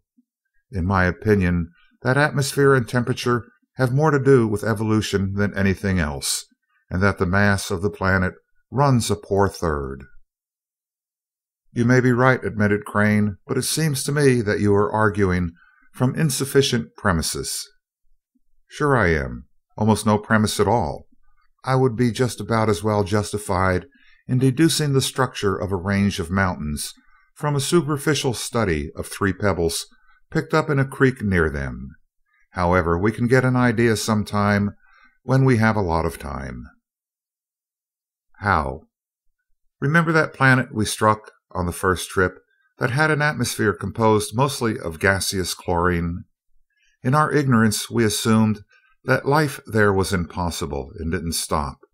Well, it may be just as well that we didn't. If we go back there, protected as we are with our rays and stuff, it wouldn't surprise me a bit to find life there, and lots of it. And I've got a hunch that it'll be a form of life that'd make your grandfather's whiskers curl right up into a ball. You do get the weirdest ideas, Dick, protested Dorothy. I hope you aren't planning on exploring it just to prove your point. Never thought of it before. Can't do it now, anyway. Got our hands full already. However, after we get this Fenachrone mess cleaned up, we'll have to do just that little thing, won't we, Mart? As the intellectual guy said, while he was insisting upon dematerializing us, science demands it.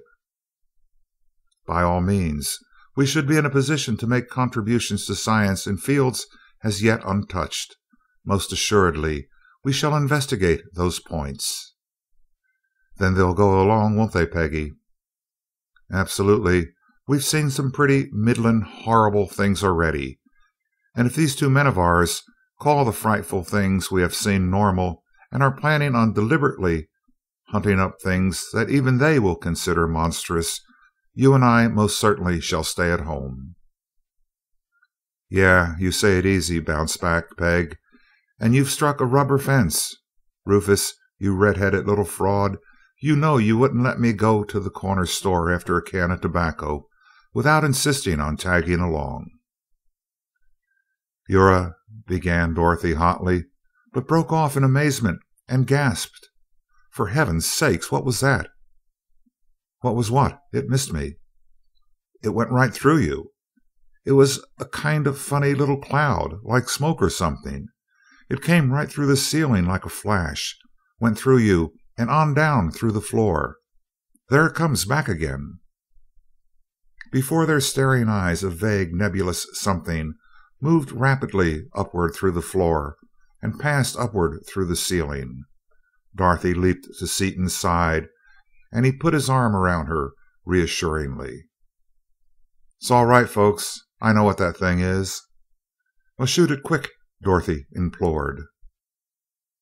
"It's one of those projections from where we're heading for, trying to get our range, and it's the most welcome sight these weary old eyes have rested upon for full many a long and dreary moon. They've probably located us from our power plant rays. We're an awful long ways off yet, though, and going like a streak of greased lightning, so they're having trouble in holding us. They're friendly, we already know that, and they probably want to talk to us. It'd make it easier for them if we shut off our power and drift at constant velocity, but we'd use up valuable time and throw our calculations all out of whack. We'll let them try to match our acceleration. If they can do that, they're good." The apparition reappeared, oscillating back and forth irregularly, passing through the arenak walls, through the furniture and the instrument boards, even through the mighty power plant itself, as though nothing was there. Eventually, however, it remained stationary a foot or so above the floor of the control room. Then it began to increase in density until apparently a man stood before them. His skin, like that of all the inhabitants of the planets of the green suns, was green. He was tall and well proportioned when judged by earthly standards, except for his head, which was overly large, and which was particularly massive above the eyes and backward from the ears. He was evidently of great age, for what little of his face was visible was seamed and wrinkled, and his long, thick mane of hair and square-cut, yard-long beard were dazzlingly white, only faintly tinged with green. While not in any sense transparent, nor even translucent, it was evident that the apparition before them was not composed of flesh and blood. He looked at each of the four earth beings intensely for a moment, then pointed toward the table upon which stood the mechanical educator, and Seaton placed it in front of the peculiar visitor. As Seaton donned a headset and handed one to the stranger, the latter stared at him, impressing upon his consciousness that he was to be given a knowledge of English.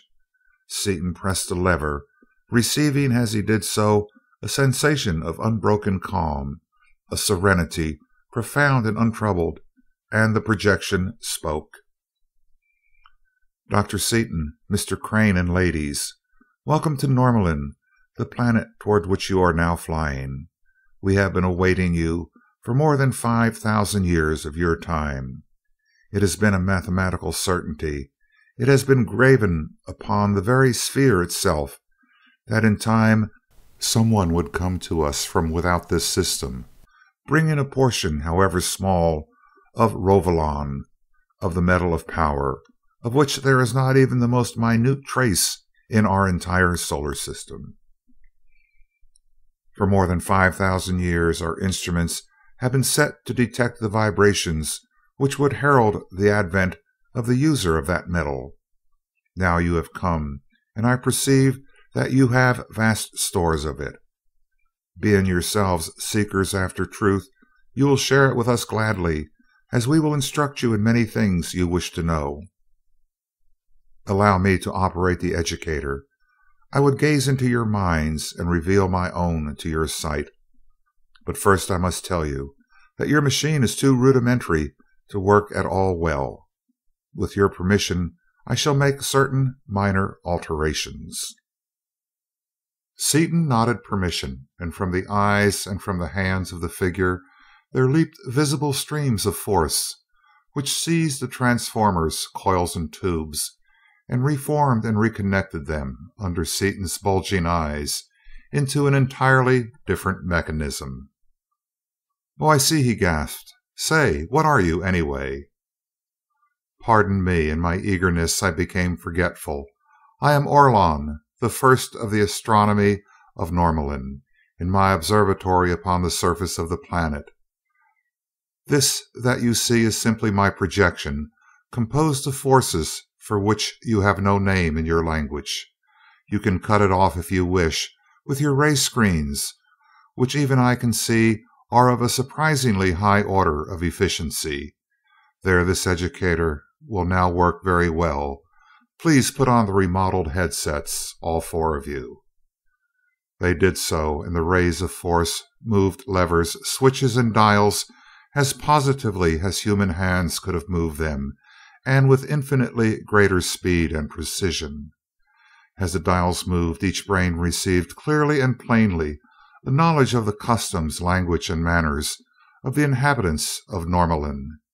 Each mind became suffused with a vast, immeasurable peace, calm power, and depth and breadth of mental visions, theretofore undreamed of.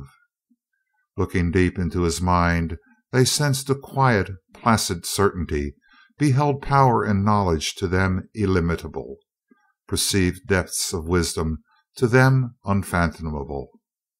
Then from his mind into theirs there flowed smoothly a mighty stream of comprehension of cosmic phenomena. They hazily saw infinitely small units grouped into planetary formations to form practically dimensionless particles.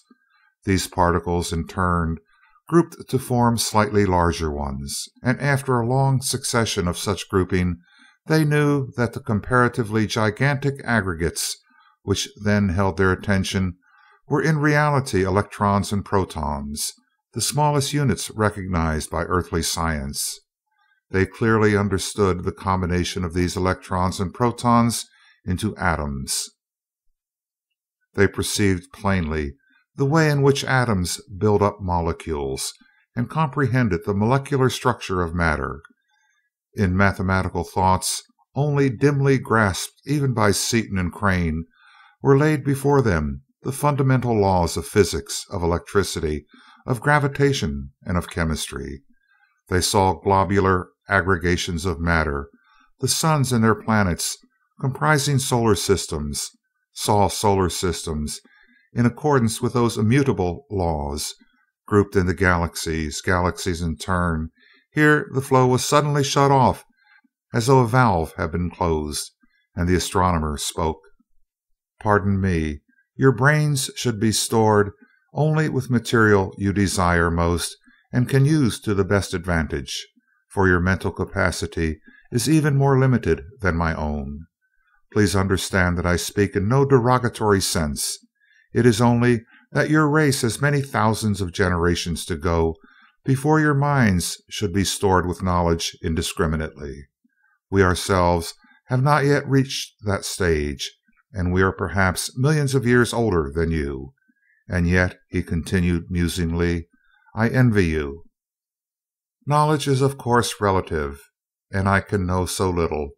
Time and space have yielded not an iota of their mystery to our most penetrant minds, and whether we delve baffled into the unknown smallness of the small, or whether we peer blind and helpless into the unknown largeness of the large, it is the same. Infinity is comprehensible only to the Infinite One, the all-shaping force directing and controlling the universe and the unknowable sphere. The more we know, the vaster the virgin fields of investigation open to us, and the more infinitesimal becomes our knowledge. But I am perhaps keeping you from more important activities.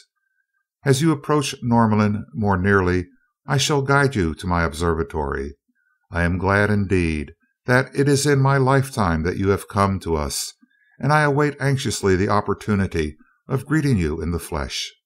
The years remaining to me of this cycle of existence are few, and I had almost ceased hoping to witness your coming." The projection vanished instantaneously, and the four stared at each other in an incredulous daze of astonishment. Seaton finally broke the stunned silence. "Well, I'll be kicked to death by little red spiders," he ejaculated. "Mart, did you see what I saw, or did I get tight on something without knowing it? That sure burned me up. It breaks me right off at the ankles just to think of it." Crane walked to the educator in silence. He examined it, felt the changed coils and transformers, and gently shook the new insulating base of the great power tube. Still in silence, he turned back, walked around the instrument board, read the meters, then went back and again inspected the educator. It was real, and not a higher development of hypnotism, as at first I thought it must be, he reported seriously. Hypnotism, if sufficiently advanced, might have affected us in that fashion, even to teaching us all a strange language, but by no possibility could it have had such an effect upon copper, steel, bakelite, and glass. It was certainly real, and while I cannot begin to understand it, I will say that your imagination has certainly vindicated itself.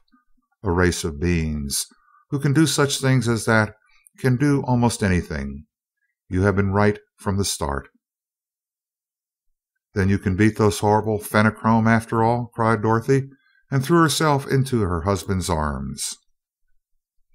"Do you remember, Dick, that I hailed you once as Columbus at San Salvador?" asked Margaret unsteadily, from Crane's encircling arm. "What could a man be called who from the sheer depths of his imagination called forth the means of saving from destruction all the civilization of millions of entire worlds?" "Don't talk that way, please, folks." Seaton was plainly very uncomfortable. He blushed intensely, the burning red tide rising in waves up to his hair as he wriggled in embarrassment, like any schoolboy. "Mart's done most of it. Anyway, you know, and even at that, we ain't out of the woods yet, by 47 rows of apple trees."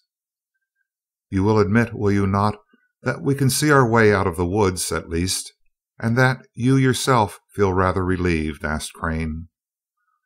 "I think we'll be able to pull their corks now, all right, after we get some dope. It's a cinch they've either got the stuff we need or know how to get it, and if that zone is impenetrable, I'll bet they'll be able to dope out something just as good. Relieved? That doesn't tell half of it, Guy. I feel as if I had just pitched off the old man of the sea who's been sitting on my neck. What say you girls get your fiddle and guitar, and we'll sing us a little song? I feel kind of relieved. They had me worried some. It's the first time I felt like singing since we cut that warship up." Dorothy brought out her fiddle, the magnificent Stradivarius, formerly Crane's, which he had given her, Margaret her guitar, and they sang one rollicking number after another. Though by no means a Metropolitan Opera quartet, their voices were all better than mediocre, and they had sung together so much that they harmonized readily. "Why don't you play us some real music, Dottie?" asked Margaret after a time. "You haven't practiced for ages." "I haven't felt like playing lately, but I do now," and Dorothy stood up and swept the bow over the strings. Doctor of music and violin, an accomplished musician, playing upon one of the finest instruments the world has ever known, she was lifted out of herself by relief from the dread of the Fenachrone invasion, and that splendid violin expressed every subtle nuance of her thought. She played rhapsodies and paeans and solos by the great masters. She played vivacious dances, then Taumerai, then Liebestraum. At last she swept into the immortal meditation, and as the last note died away, Seaton held out his arms. "You're a blinding flash and a deafening report, Dottie Dimple, and I love you," he declared, and his eyes and his arms spoke volumes that his light utterance had left unsaid. Norlamin close enough so that its image almost filled number 6 visiplate, the four wanderers studied it with interest. Partially obscured by clouds, and with its polar regions two glaring caps of snow, they would be green in a few months when the planet would swing inside the orbit of its sun around the vast central luminary of that complex solar system. It made a magnificent picture. They saw sparkling blue oceans and huge green continents of unfamiliar outlines.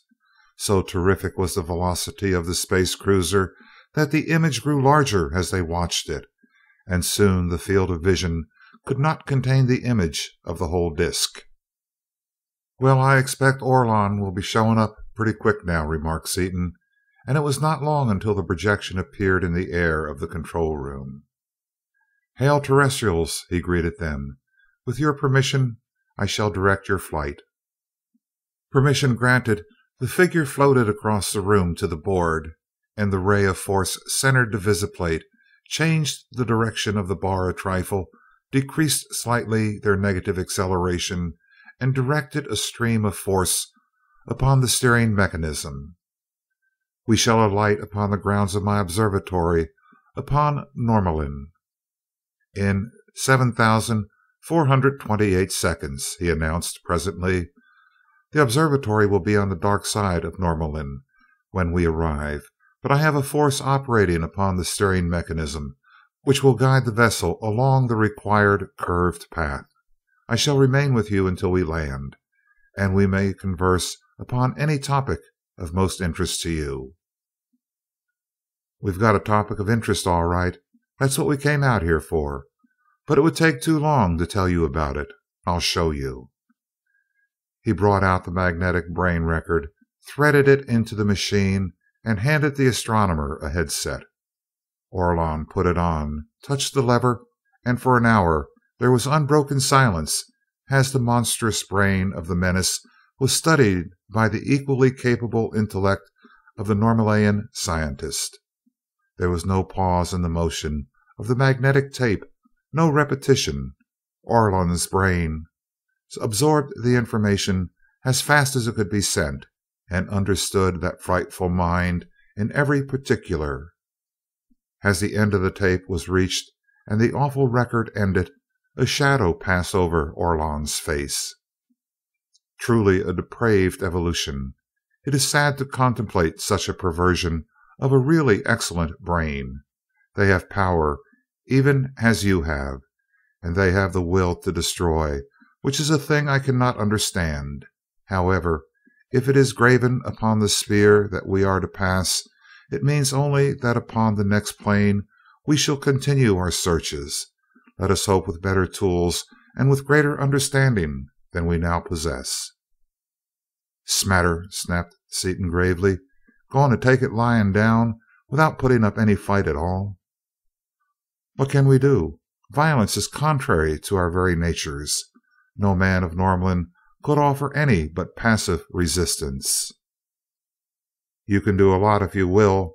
Put on the headset again and get my plan, offering any suggestions your far abler brain may suggest."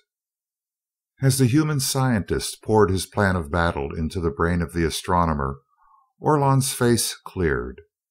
"It is graven upon the sphere that the Fenachrone shall pass," he said finally. "What you ask of us we can do.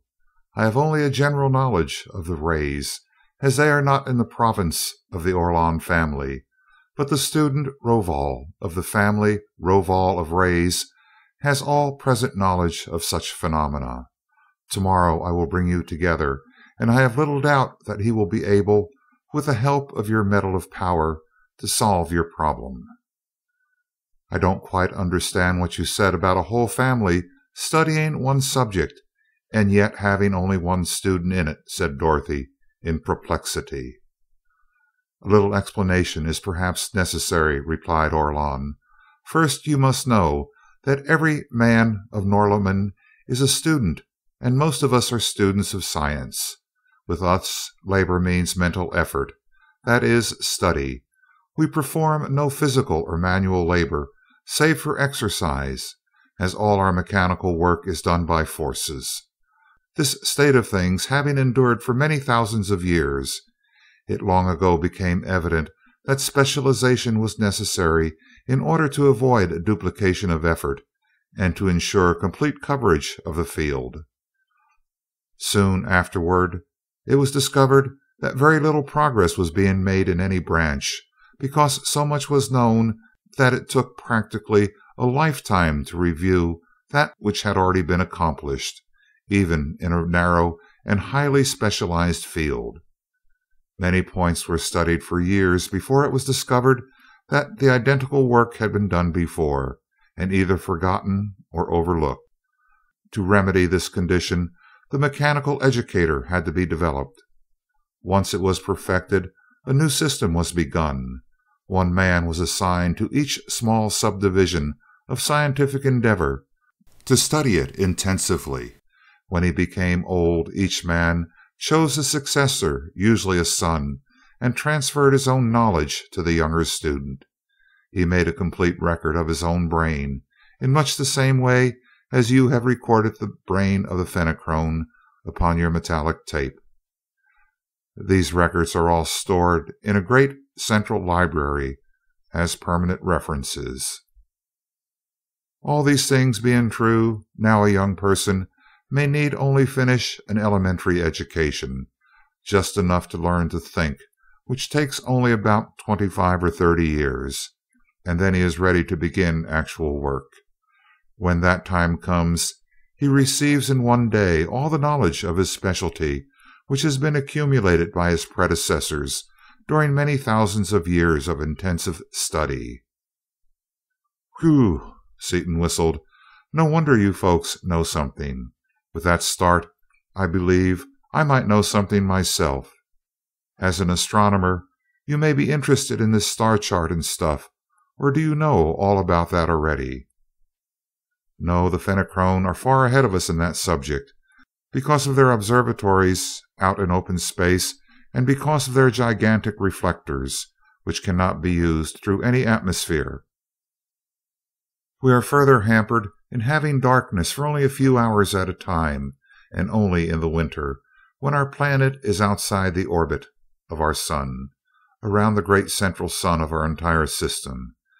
However, with the Rovolon you have brought us, we shall have real observatories far out in space, and for that I personally will be indebted to you more than I can ever express.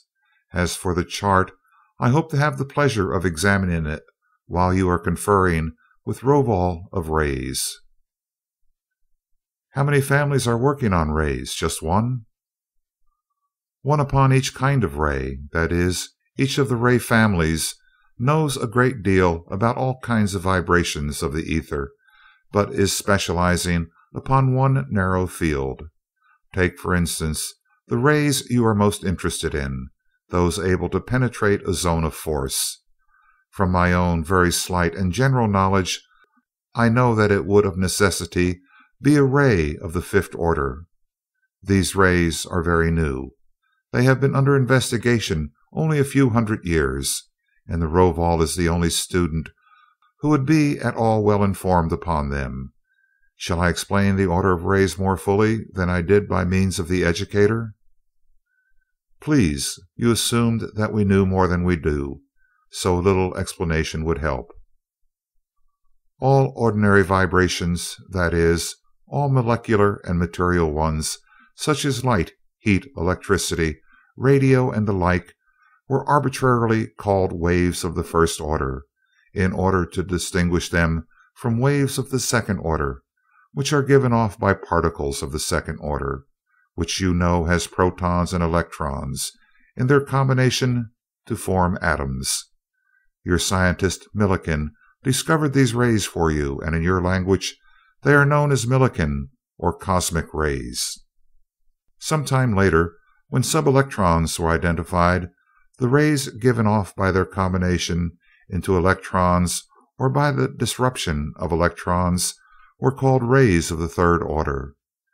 These rays are most interesting and most useful. In fact, they do all of our mechanical work. They, as a class, are called protelectricity, and bear the same relation to ordinary electricity that electricity does to torque. Both are pure energy, and they are interconvertible. Unlike electricity, however, it may be converted into many different forms by fields of force, in a way comparable to that in which white light is resolved into colors by a prism, or rather, more like the way alternating current is changed to direct current by a motor generator set, with attendant changes in properties. There is a complete spectrum of more than 500 factors, each as different from the others as red is different from green. Continuing farther, particles of the fourth order give rays of the fourth order, those of the fifth, rays of the fifth order.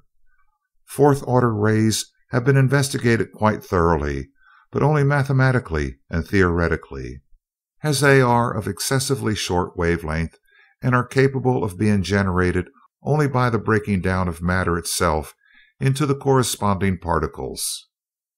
However, it has been shown that they are quite similar to protelectricity in their general behavior.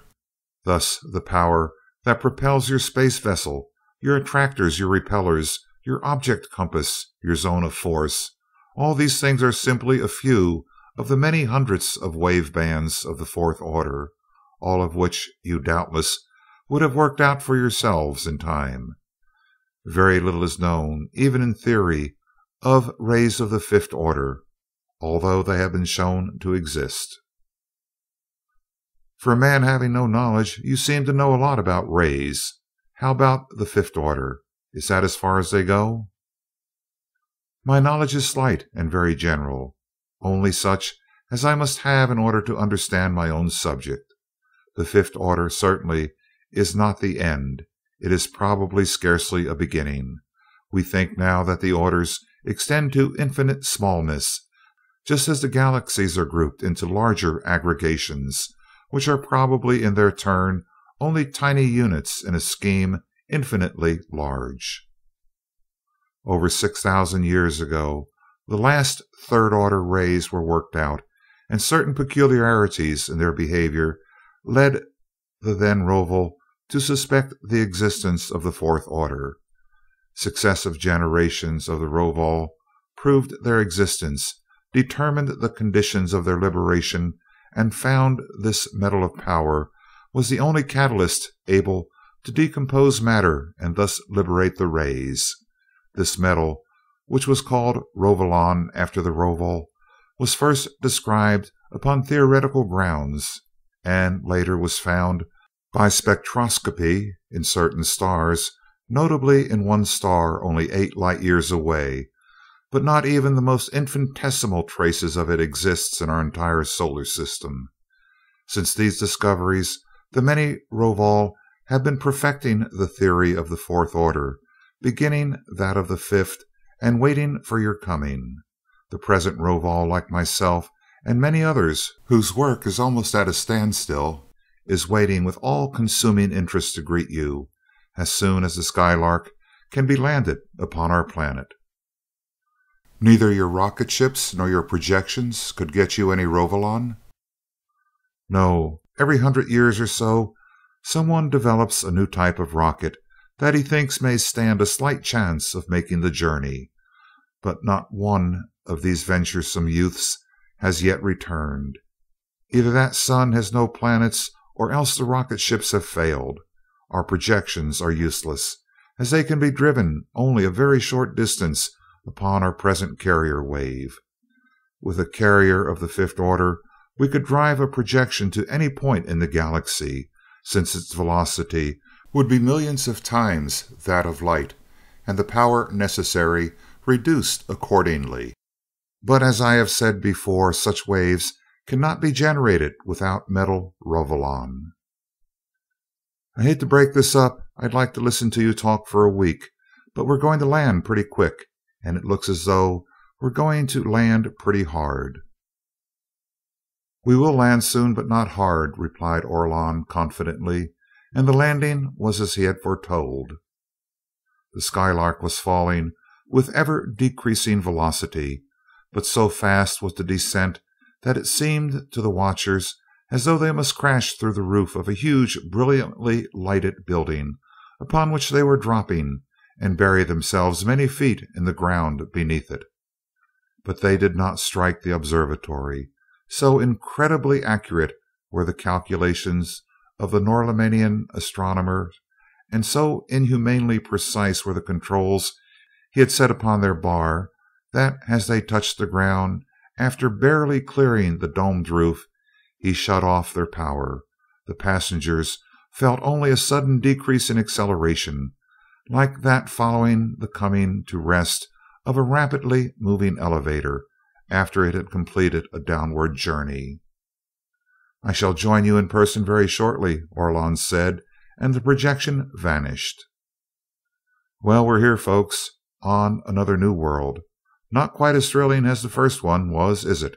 And Seaton stepped toward the door. "How about the air composition, density, gravity, temperature, and so on?" asked Crane. "Perhaps we should make a few tests." "Didn't you get that on the educator? Thought you did. Gravity, a little less than 7/10. Air composition, same as Osnome and Dasor. Pressure, halfway between Earth and Osnome. Temperature, like Osnome most of the time, but fairly comfortable in the winter.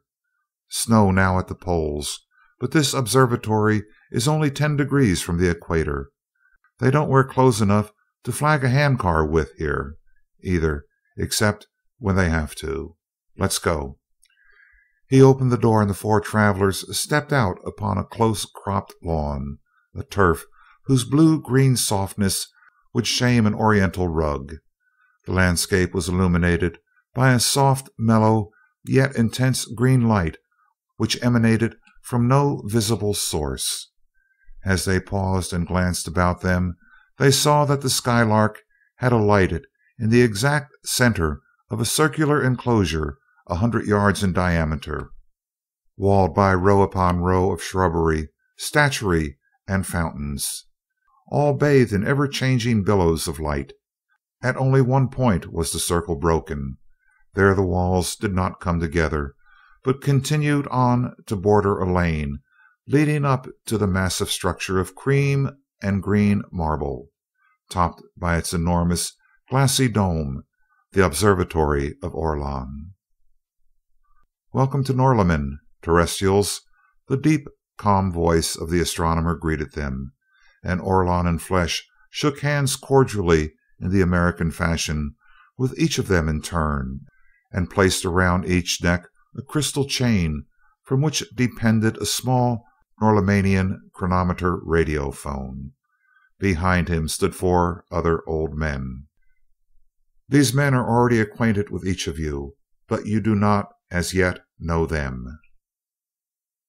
I present Fordan, chief of the 5 of Norlamin; Roval, of whom you know; Astron, the first of energy; Satrazon, the first of chemistry."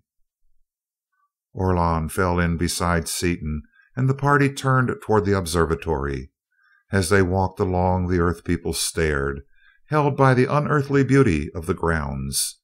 The hedge of shrubbery, from 10 to 20 feet high, and which shut out all sight of everything outside it, was one mass of vivid green and flaring crimson leaves, each leaf and twig groomed meticulously into its precise place in a fantastic geometrical scheme.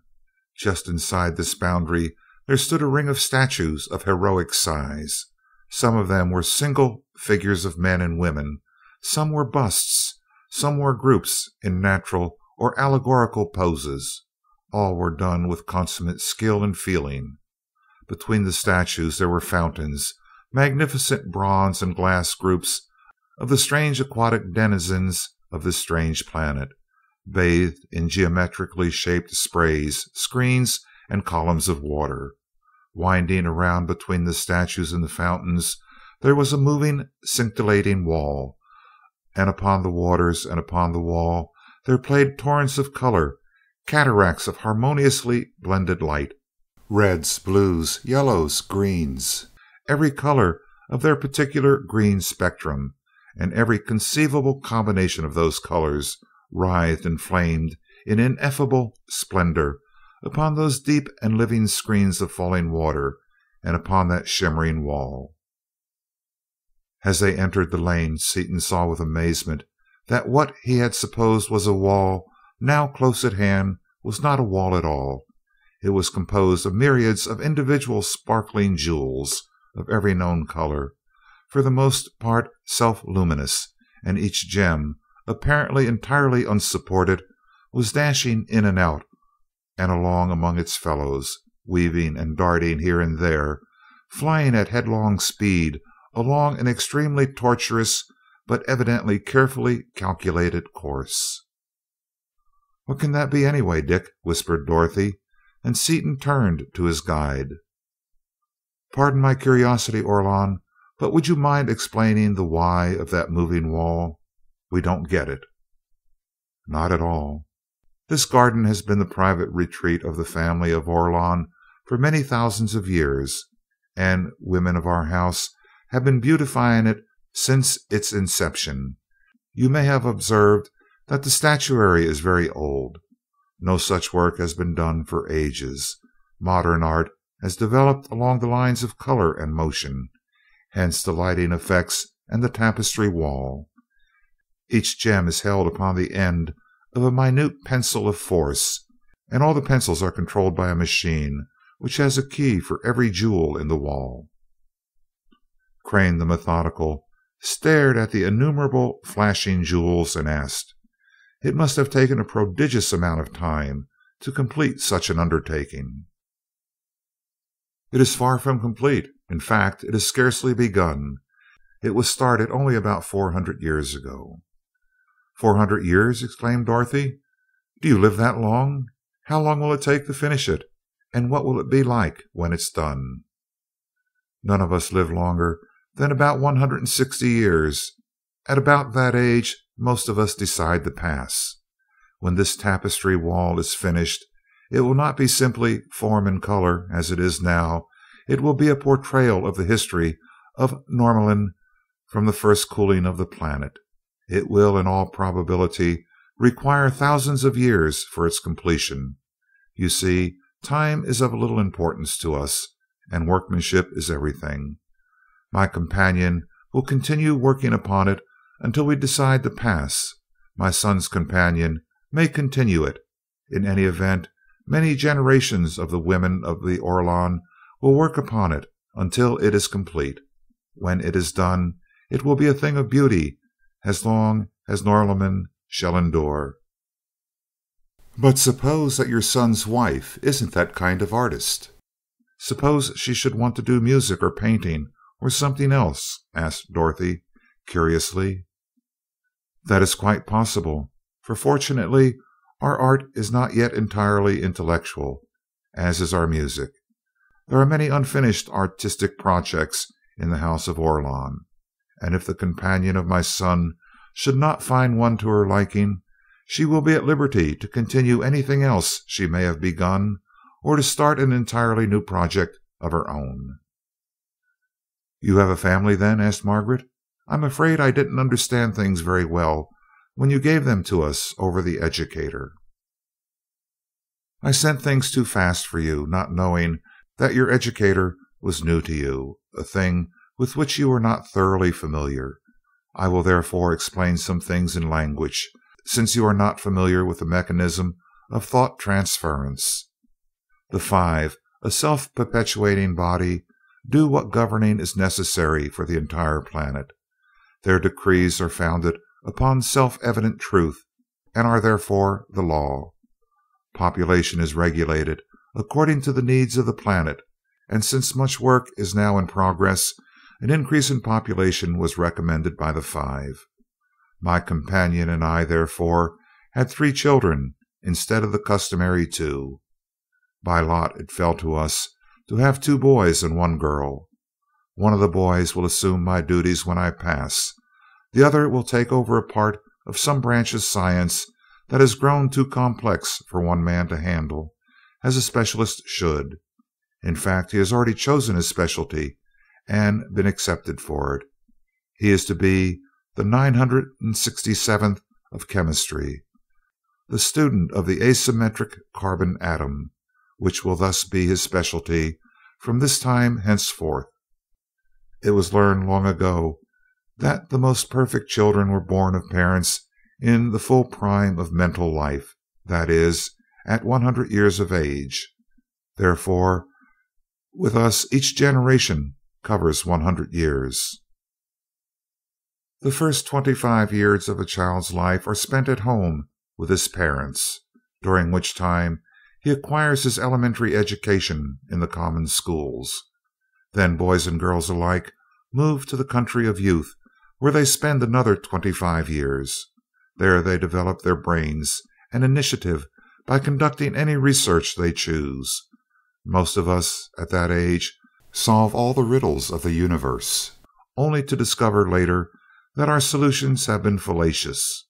However, much really excellent work is done in the country of youth, primarily because of the new and unprejudiced viewpoints of the virgin minds there at work. In that country also each finds his life's companion, the one necessary to round out mere existence into a perfection of living that no person, man or woman, can ever know alone. I need not speak to you of the wonders of love, or the completion and fullness of life that it brings, for all four of you, children though you are, know love in full measure. At 50 years of age, the man, now mentally mature, is recalled to his family home, as his father's brain is now losing some of its vigor and keenness.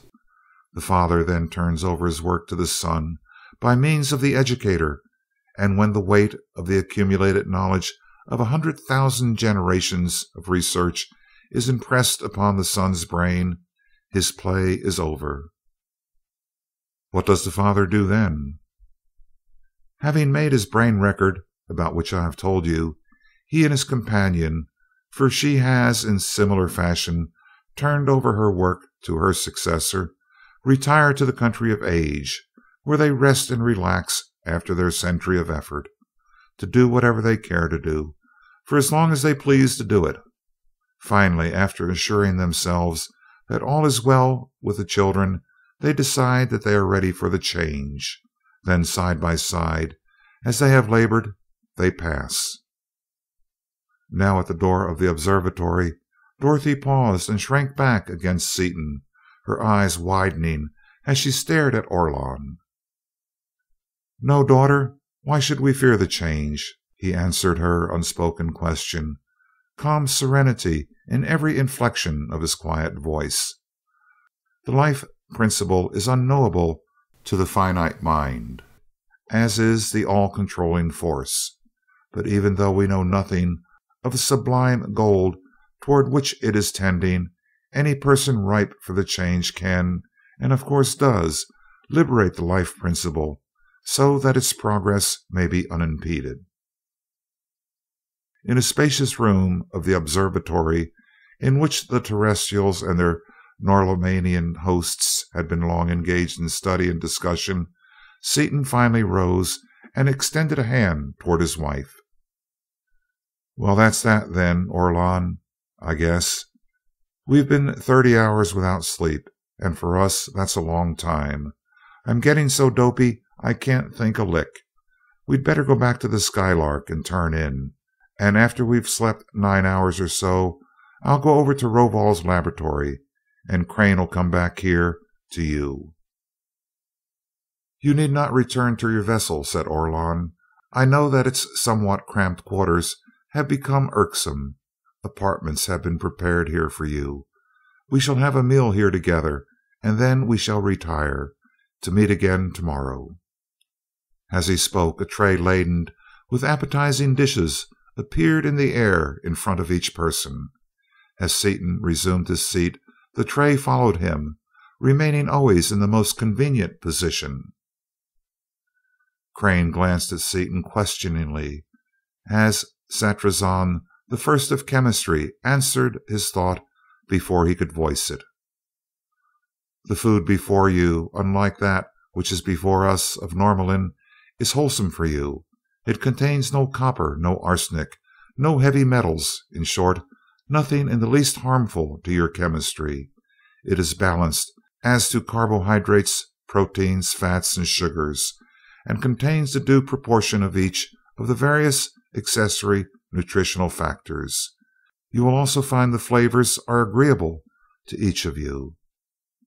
Synthetic, huh? You've got us analyzed, Seaton stated, rather than asked, as with knife and fork he attacked the thick, rare, and beautifully broiled steak, which, with its mushrooms and other delicate trimmings, lay upon his rigid, although unsupported tray, noticing as he did so that the Norlaminians ate with tools entirely different from those they had supplied to their earthly guests.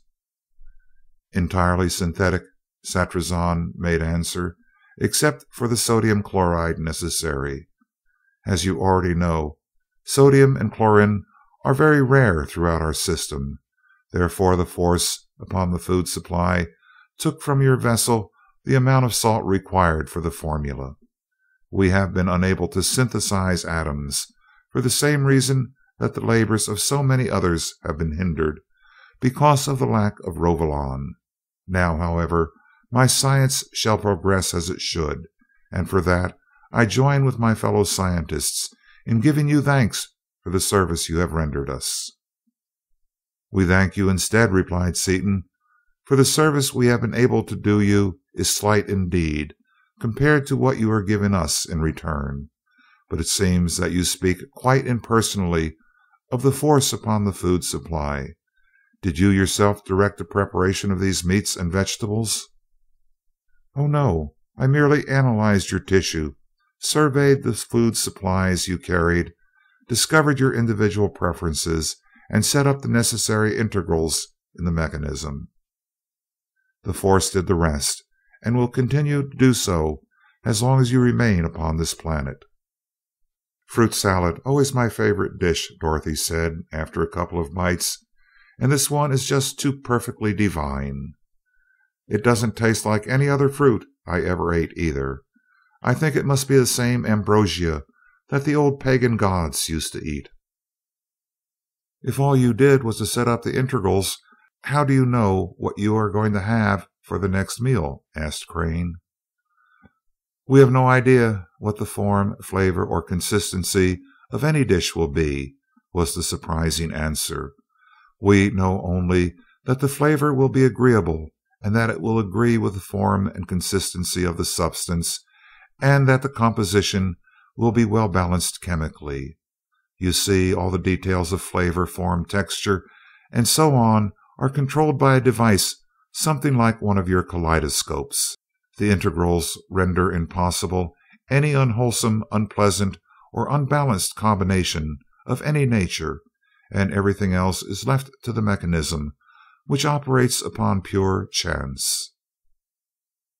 Some system, I'd rise to remark, and Seaton with the others resumed his vigorous attack upon the long-delayed supper. The meal over, the earthly visitors were shown to their rooms and fell into a deep, dreamless sleep. End of chapter 9. Chapter 10. Norlaminian Science. Breakfast over, Seaton watched intently as his tray, laden with empty containers, floated away from him and disappeared into an opening in the wall. "How do you do it, Orlon?" he asked curiously. "I can hardly believe it, even after seeing it done." Each tray is carried upon the end of a beam or rod of force, and supported rigidly by it. Since the beam is tuned to the individual wave of the instrument you wear upon your chest, your tray is, of course, placed in front of you at a predetermined distance as soon as the sending force is actuated. When you have finished your meal, the beam is shortened. Thus, the tray is drawn back to the food laboratory, where other forces cleanse and sterilize the various utensils and place them in readiness for the next meal.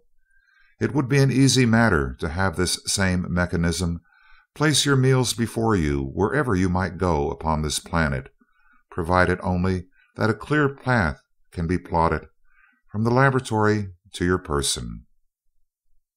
Thanks, but it wouldn't pay. No telling where we'd be. Besides, we'd better eat in the Skylark most of the time to keep our cook good-natured. Well, I see Rovol's got his boat here for me, so guess I'd better turn up a few RPMs. Coming along, Dot, or have you got something else on your mind? I'm going to leave you for a while. I can't really understand even a radio, and just thinking about those funny, complicated rays and things you are going after makes me dizzy in the head. Mrs. Orlon is going to take us over to the country of youth. She says Margaret and I can play around with her daughter and her bunch and have a good time while you scientists are doing your stuff.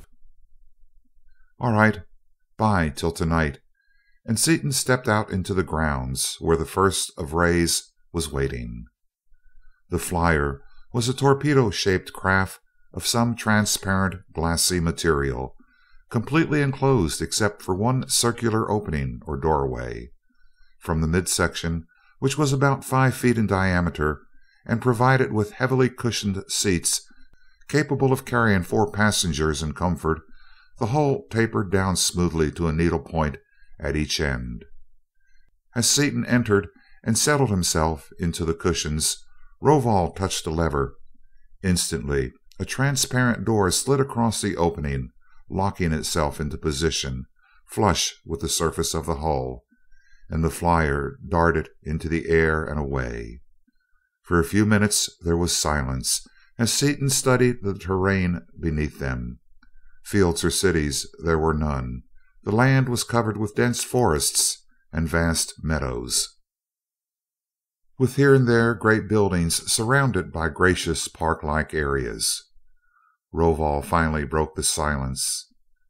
I understand your problem, I believe, since Orlon has transferred to me all the thoughts he had from you. With the aid of the Rovolon you have brought us, I am confident that we shall be able to work out a satisfactory solution of the various problems involved. It will take us some few minutes to traverse the distance to my laboratory, and if there are any matters upon which your mind is not quite clear, I shall try to clarify them. That's letting me down easy, Seaton grinned. But you don't need to be afraid of hurting my feelings. I know just exactly how ignorant and dumb I am compared to you. There are a lot of things I don't get at first. First and nearest, this airboat. It has no power plant at all. I assume that it, like so many other things hereabouts, is riding on the end of a rod of force. Exactly. The beam is generated and maintained in my laboratory. All that is here in the flyer is a small sender for remote control. How do you obtain your power? Asked Seaton. Solar generators and tide motors? I know that all your work is done by electricity, but Orlon did not inform us as to the sources. We have not used such inefficient generators for many thousands of years. Long ago it was shown by research that these rays were constantly being generated in abundance in outer space, and that they could be collected upon spherical condensers and transmitted without loss to the surface of the planet by means of matched and synchronized crystals. Several millions of these condensers have been built and thrown out to become tiny satellites of Normalin. How did you get them far enough out? The first ones were forced out to the required distance by beams of force produced by the conversion of electricity, which was in turn produced from turbines, solar motors, and tide motors. With a few of them out, however, it was easy to obtain sufficient power to send out more, and now, whenever one of us requires more power than he has at his disposal, he merely sends out such additional collectors as he needs.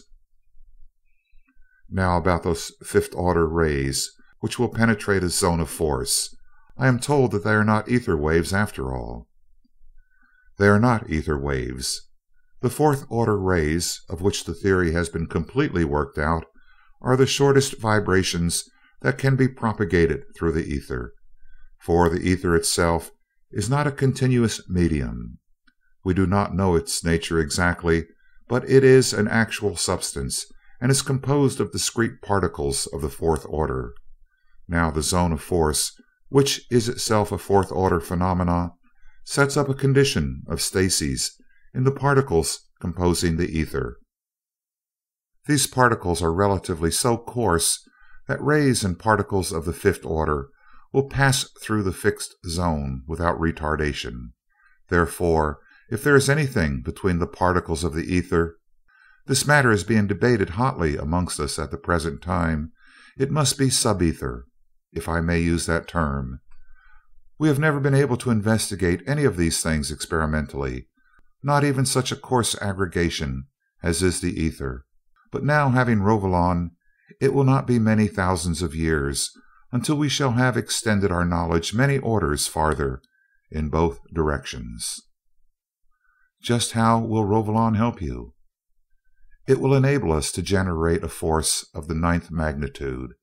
That much power is necessary to set up what you have so aptly named a zone of force, and will give us a source of 4th, 5th, and probably higher orders of rays which, if they are generated in space at all, are beyond our present reach. The zone of force is necessary to shield certain items of equipment from ether vibrations, as any such vibration inside the controlling fields of force renders observation or control of the higher orders of rays impossible. I see. I'm learning something, Seaton replied cordially. Just as the higher powered a radio set is, the more perfect must be its shielding. Yes, just a trace of any gas will destroy the usefulness of your most sensitive vacuum tubes, and just as imperfect shielding will allow interfering waves to enter sensitive electrical apparatus, in that same fashion will even the slightest ether vibration interfere with the operation of the extremely sensitive fields and lenses of force which must be used in controlling forces of the higher orders. You haven't tested the theory of the fourth order yet, have you? No, but that is unnecessary. The theory of the fourth order is not really theory at all. It is mathematical fact. Although we have never been able to generate them, we know exactly the forces you use in your ship of space, and we can tell you of some thousands of others more or less similar and also highly useful forces which you have not yet discovered, but are allowing to go to waste. We know exactly what they are, how to liberate and control them, and how to use them. In fact, in the work which we are to begin today, we shall use but little ordinary power. Almost all our work will be done by fourth order forces, liberated from copper by means of the Rovolon you have given me. But here we are at my laboratory. You already know that the best way to learn is by doing, and we shall begin at once.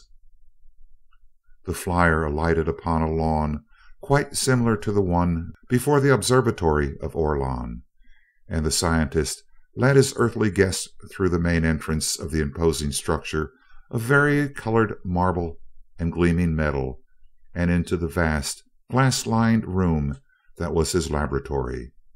Great benches lined the walls, and there were hundreds of dials, meters, tubes, transformers, and other instruments whose uses Seaton could not even guess. Rovol first donned a suit of transparent, flexible material of a deep golden color, instructing Seaton to do the same, explaining that much of the work would be with dangerous frequencies and with high pressures, and that the suits were not only absolute insulators against electricity, heat, and sound, but were also ray filters proof against any harmful radiation. As each helmet was equipped with radiophones, conversation was not interfered with in the least. Rovol took up a tiny flash pencil, and with it deftly cut off a bit of Rovolon, almost microscopic in size. This he placed upon a great block of burnished copper, and upon it plate of force. As he manipulated two levers, two more beams of force flattened out the particle of metal, spread it out over the copper, and forced it into the surface of the block until the thin coating was at every point in molecular contact with the copper beneath it. A perfect job of plating, and one done in the twinkling of an eye. He then cut out a piece of the treated copper the size of a pea, and other forces rapidly built around its structure of coils and metallic tubes. This apparatus he suspended in the air at the extremity of a small beam of force. The block of copper was next cut in two, and Rovol's fingers moved rapidly over the keys of a machine which resembled slightly an overgrown and exceedingly complicated bookkeeping machine. Streams and pencils of force flashed and crackled, and Seaton saw raw materials transformed into a complete power plant. In its center, the 200-pound lump of plated copper, where an instant before there had been only empty space upon the massive metal bench. Rovol's hands moved rapidly from keys to dials and back, and suddenly a zone of force as large as a basketball appeared around the apparatus poised in the air. "But it will fly off, and we can't stop it with anything," Seaton protested, and it did indeed dart rapidly upward. The old man shook his head as he manipulated still more controls, and Seaton gasped as 9 stupendous beams of force hurled themselves upon that brilliant spherical mirror of pure energy, seized it in mid-flight, and shaped it resistlessly under his bulging eyes into a complex geometrical figure of precisely the desired form. Lurid violet light filled the room, and Seaton turned towards the bar. That 200-pound mass of copper was shrinking visibly, second by second, so vast were the forces being drawn from it, and the searing, blinding light would have been intolerable but for the protective color filters of his helmet. Tremendous flashes of lightning ripped and tore from the relief points of the bench to the ground rods, which flared at blue-white temperatures under the incessant impacts.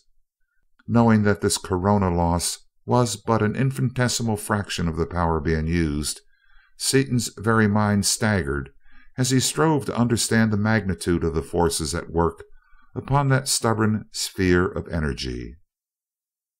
The aged scientist used no tools whatever, as we understand the term. His laboratory was a powerhouse. At his command were the stupendous forces of a battery of planetoid accumulators, and added to these were the fourth order, ninth magnitude forces of the disintegrating copper bar. Electricity, proto-electricity, and fourth order rays under millions upon millions of kilovolts of pressure leaped to do the bidding of that wonderful brain, stored with the accumulated knowledge of countless thousands of years of scientific research. Watching the ancient physicist work, Seaton compared himself to a schoolboy mixing chemicals indiscriminately and ignorantly, with no knowledge whatever of their properties, occasionally obtaining a reaction by pure chance. Whereas he had worked with intra-atomic energy, schoolboy fashion, the master craftsman before him knew every reagent, every reaction, and worked with known and thoroughly familiar agencies to bring about his exact predetermined ends, just as calmly certain of the results as Seaton himself would have been in his own laboratory, mixing equivalent quantities of solution of barium chloride and of sulfuric acid to obtain a precipitate of barium sulfate. Hour after hour Rovol labored on, oblivious to the passage of time in his zeal of accomplishment, the while carefully instructing Seaton, who watched every step with intense interest and did everything possible for him to do. Bit by bit a towering structure arose in the middle of the laboratory. A metal foundation supported a massive compound bearing which in turn carried a tubular network of latticed metal, mounted like an immense telescope. Near the upper outer end of this open-work tube, a group of 9 forces held the field of force rigidly in place in its axis. At the lower extremity were mounted seats for 2 operators and the control panels necessary for the operation of the intricate system of forces and motors which would actuate and control that gigantic projector. Immense hour and declination circles could be read by optical systems from the operators' seats, circles fully 40 feet in diameter, graduated with incredible delicacy and accuracy into decimal fractions of seconds of arc, and each driven by variable speed motors through gear trains and connections having no backlash whatever. While Rovol was working upon one of the last instruments to be installed upon the controlling panel, a mellow note sounded throughout the building, and he immediately ceased his labors and opened the master switches of his power plants. "You've done well, youngster," he congratulated his helper as he began to take off his protective covering. "Without your aid, I could not have accomplished nearly this much during one period of labor. The periods of exercise and of relaxation are at hand, and let us return to the house of Orlon, where we shall gather to relax and to refresh ourselves for the labors of tomorrow." "But it's almost done," protested Seaton. "Let's finish it up and shoot a little juice through it, just to try it out." "There speaks the rashness and impatience of youth," rejoined the scientist, calmly removing the younger man's suit and leading him out to the waiting airboat. "I read in your mind that you're often guilty of laboring continuously until your brain loses its keen edge. Learn now, once and for all, that such conduct is worse than foolish. It is criminal. We have labored the full period. Laboring for more than that length of time without recuperation results in a loss of power, which, if persisted in, wreaks permanent injury to the mind, and by it you gain nothing. We have more than ample time to do that which must be done. The 5th order projector shall be completed before the warning torpedo shall have reached the planet of Fenachrone. Therefore, overexertion is unwarranted. As for testing, know now that only mechanisms built by bunglers require testing. Properly built machines work properly." "But I'd like to see it work just once anyway," lamented Seaton, as the small airship tore through the air on its way back to the observatory. "You must cultivate calmness, my son, and the art of relaxation. With those qualities, your race can easily double its present span of useful life. Physical exercise, to maintain the bodily tissues at their best, and mental relaxation following mental toil, these things are the secrets of a long and productive life. Why attempt to do more than can be accomplished efficiently? There is always tomorrow. I am more interested in that which we are now building than you can possibly be, since many generations of the Rovol have anticipated its construction. Yet I realize that in the interest of our welfare and the progress of civilization, today's labors must not be prolonged beyond today's period of work. Furthermore, you yourself realize that there is no optimum point at which any task may be interrupted. Short of final completion of any project, one point is the same as any other. Had we continued, we would have wished to continue still farther, and so on without end." "You're probably right at that," the impetuous chemist conceded, as their craft came to earth before the observatory. Crane and Orlon were already in the common room, as were the scientists Seaton already knew, as well as a group of women and children still strangers to the terrestrials. In a few minutes Orlon's companion, a dignified white-haired woman, entered, accompanied by Dorothy, Margaret, and a laughing, boisterous group of men and women from the country of youth. Introductions over, Seaton turned to Crane. "How's every little thing, Mart?" "Very well indeed. We are building an observatory in space, or rather, Orlon is building it, and I am doing what little I can to help him. In a few days we shall be able to locate the system of the Fenachrone.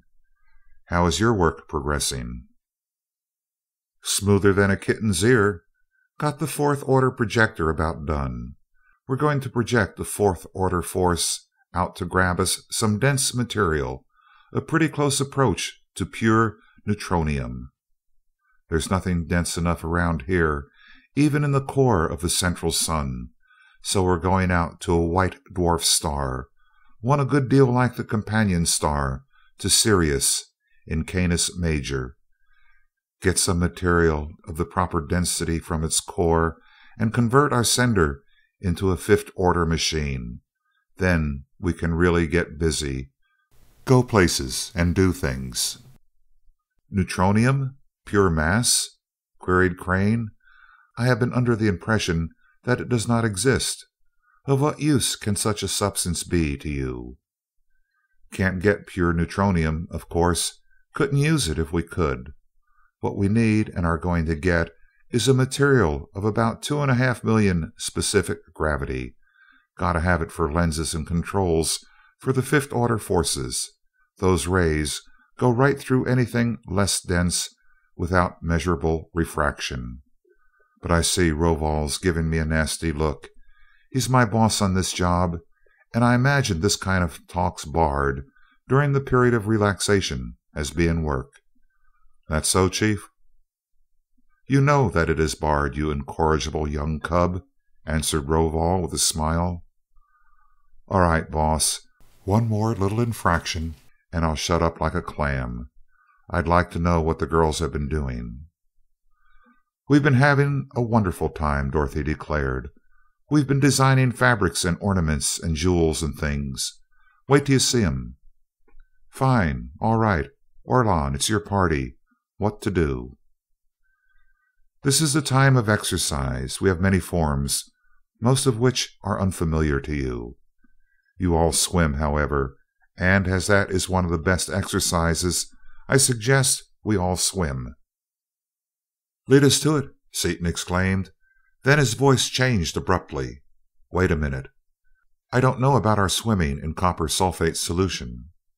"We swim in fresh water as often as in salt, and the pool is now filled with distilled water."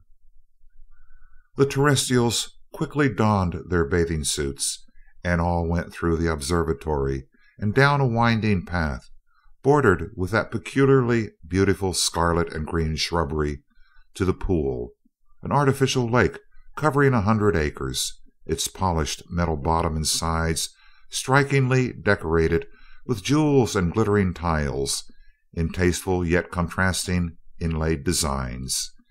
Any desired depth of water was available and plainly marked.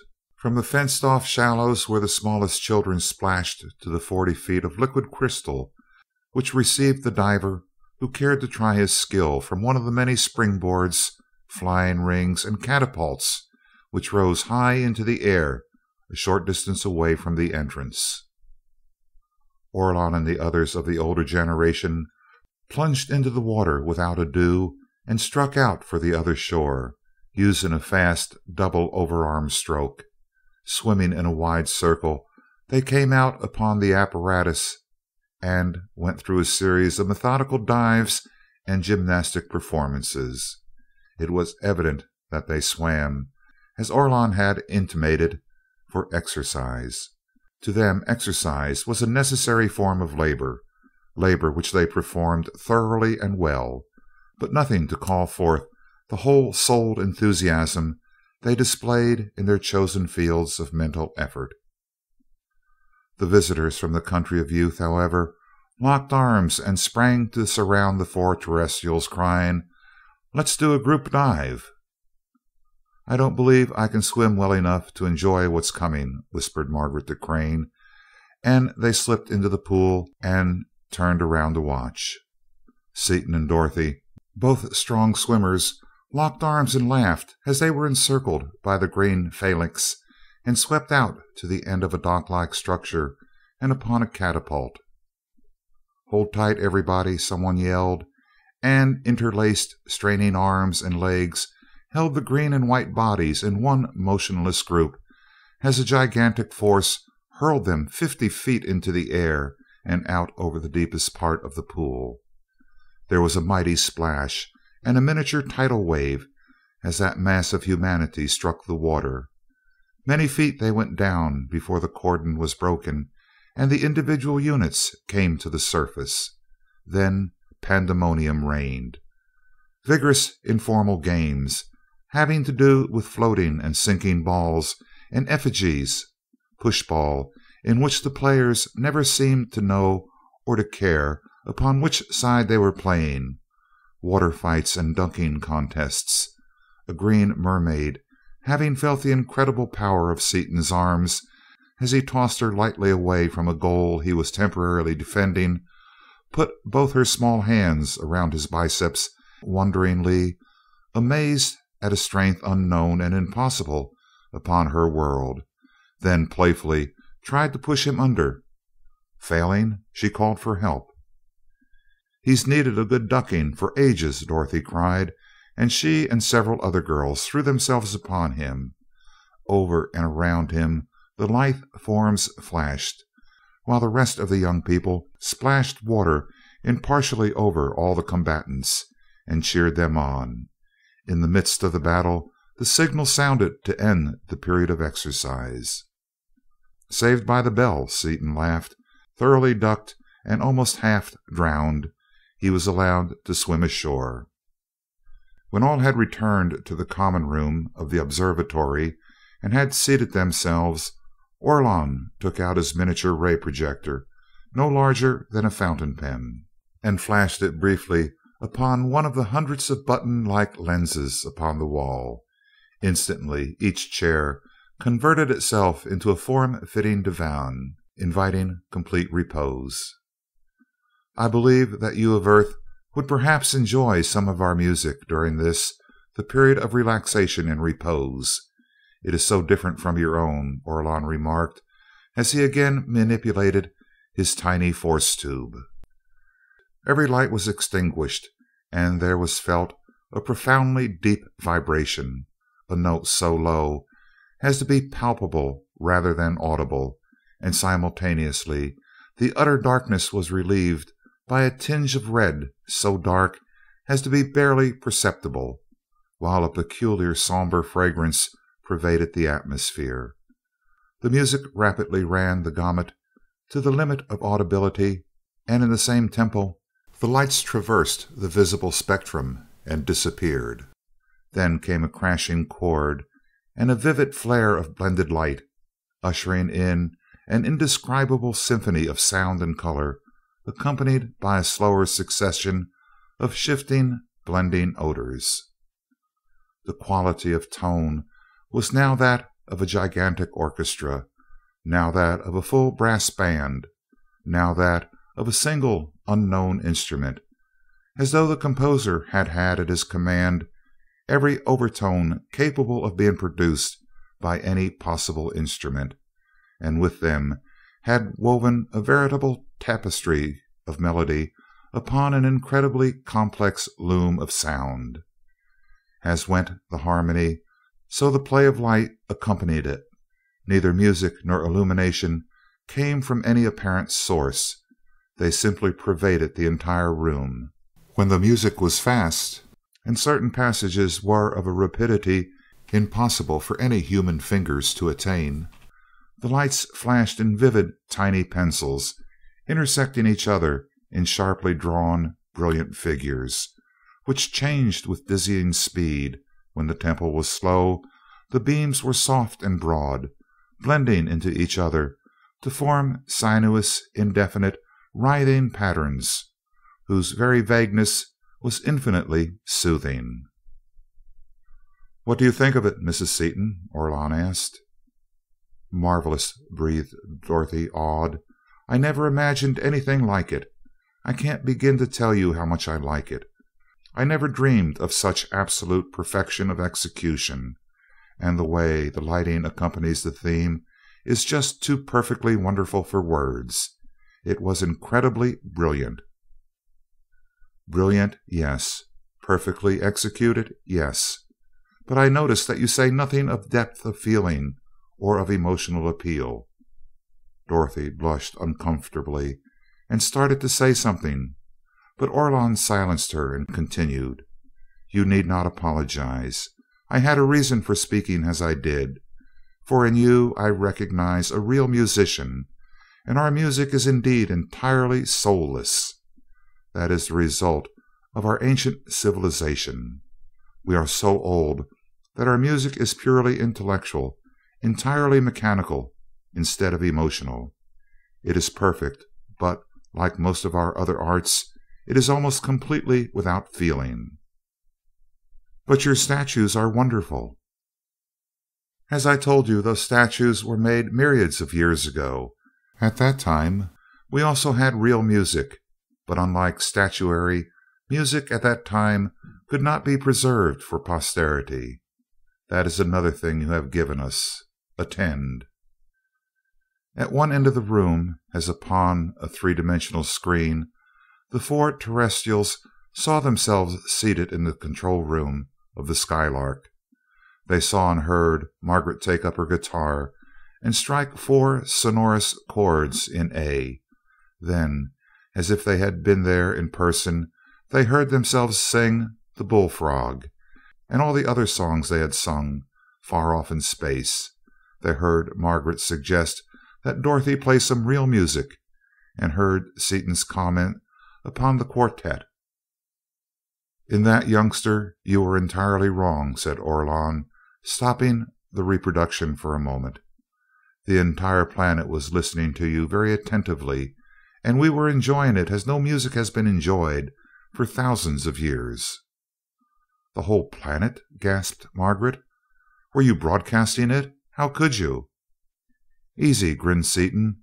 "They can do almost anything with these rays of theirs." "When you have time, in some period of labor, we would appreciate it very much if you four would sing for us again, would give us more of your vast store of youthful music, for we can now preserve it exactly as it is sung. But much as we enjoy the quartet, Miss Seaton, it was your work upon the violin that took us by storm. Beginning with tomorrow, my companion intends to have you spend as many periods as you will, playing for our records. We shall now have your music." "If you like it so well, would you rather I'd play you something I hadn't played before?" "That is labor. We could not—" "Faugh!" Dorothy interrupted. "Don't you see that I could really play right now with somebody to listen, who really enjoys music, whereas if I tried to play in front of a record I'd be perfectly mechanical?" "Atta girl, Dot. I'll get your fiddle." "Keep your seat, son," instructed Orlon, as the case containing the Stradivarius appeared before Dorothy, borne by a pencil of force. "While that temperament is incomprehensible to every one of us, it is undoubtedly true that the artistic mind does work in that manner. We listen." Dorothy swept into the melody in F, and as the poignantly beautiful strains poured forth from that wonderful violin, she knew that she had her audience with her. Though so intellectual that they themselves were incapable of producing music of real depth of feeling, they could understand and could enjoy such music with an appreciation impossible to a people of lesser mental attainments, and their profound enjoyment of her playing, burned into her mind by the telepathic, almost hypnotic power of the Normalian mentality, raised her to heights of power she had never before attained. Playing as one inspired, she went through one tremendous solo after another, holding her listeners spellbound, urged on by their intense feeling to carry them further and ever further into the realm of pure emotional harmony. The bell which ordinarily signaled the end of the period of relaxation did not sound. For the first time in thousands of years, the planet of Norlamin deserted its rigid schedule of life to listen to one Earthwoman pouring out her very soul upon her incomparable violin. The final note of memories died away in a diminuendo wail, and the musician almost collapsed into Seaton's arms. The profound silence, more impressive far than any possible applause, was soon broken by Dorothy. "There, I'm all right now, Dick. I was about out of control for a minute. I wish they could have had that on a recorder. I'll never be able to play like that again if I live to be 1,000 years old." "It is on record, daughter. Every note and every inflection is preserved precisely as you played it," Orlon assured her. "That is our only excuse for allowing you to continue as you did, almost to the point of exhaustion. While we cannot really understand an artistic mind of the peculiar type to which yours belongs, we realize that each time you play you are doing something that no one, not even yourself, can ever do again in precisely the same subtle fashion. Therefore we allowed, in fact encouraged you to go on as long as that creative impulse should endure, not merely for our pleasure in hearing it, great though that pleasure was, but in the hope that our workers in music could, by careful analysis of your product, determine quantitatively the exact vibrations or overtones which make the difference between emotional and intellectual music." End of chapter 10.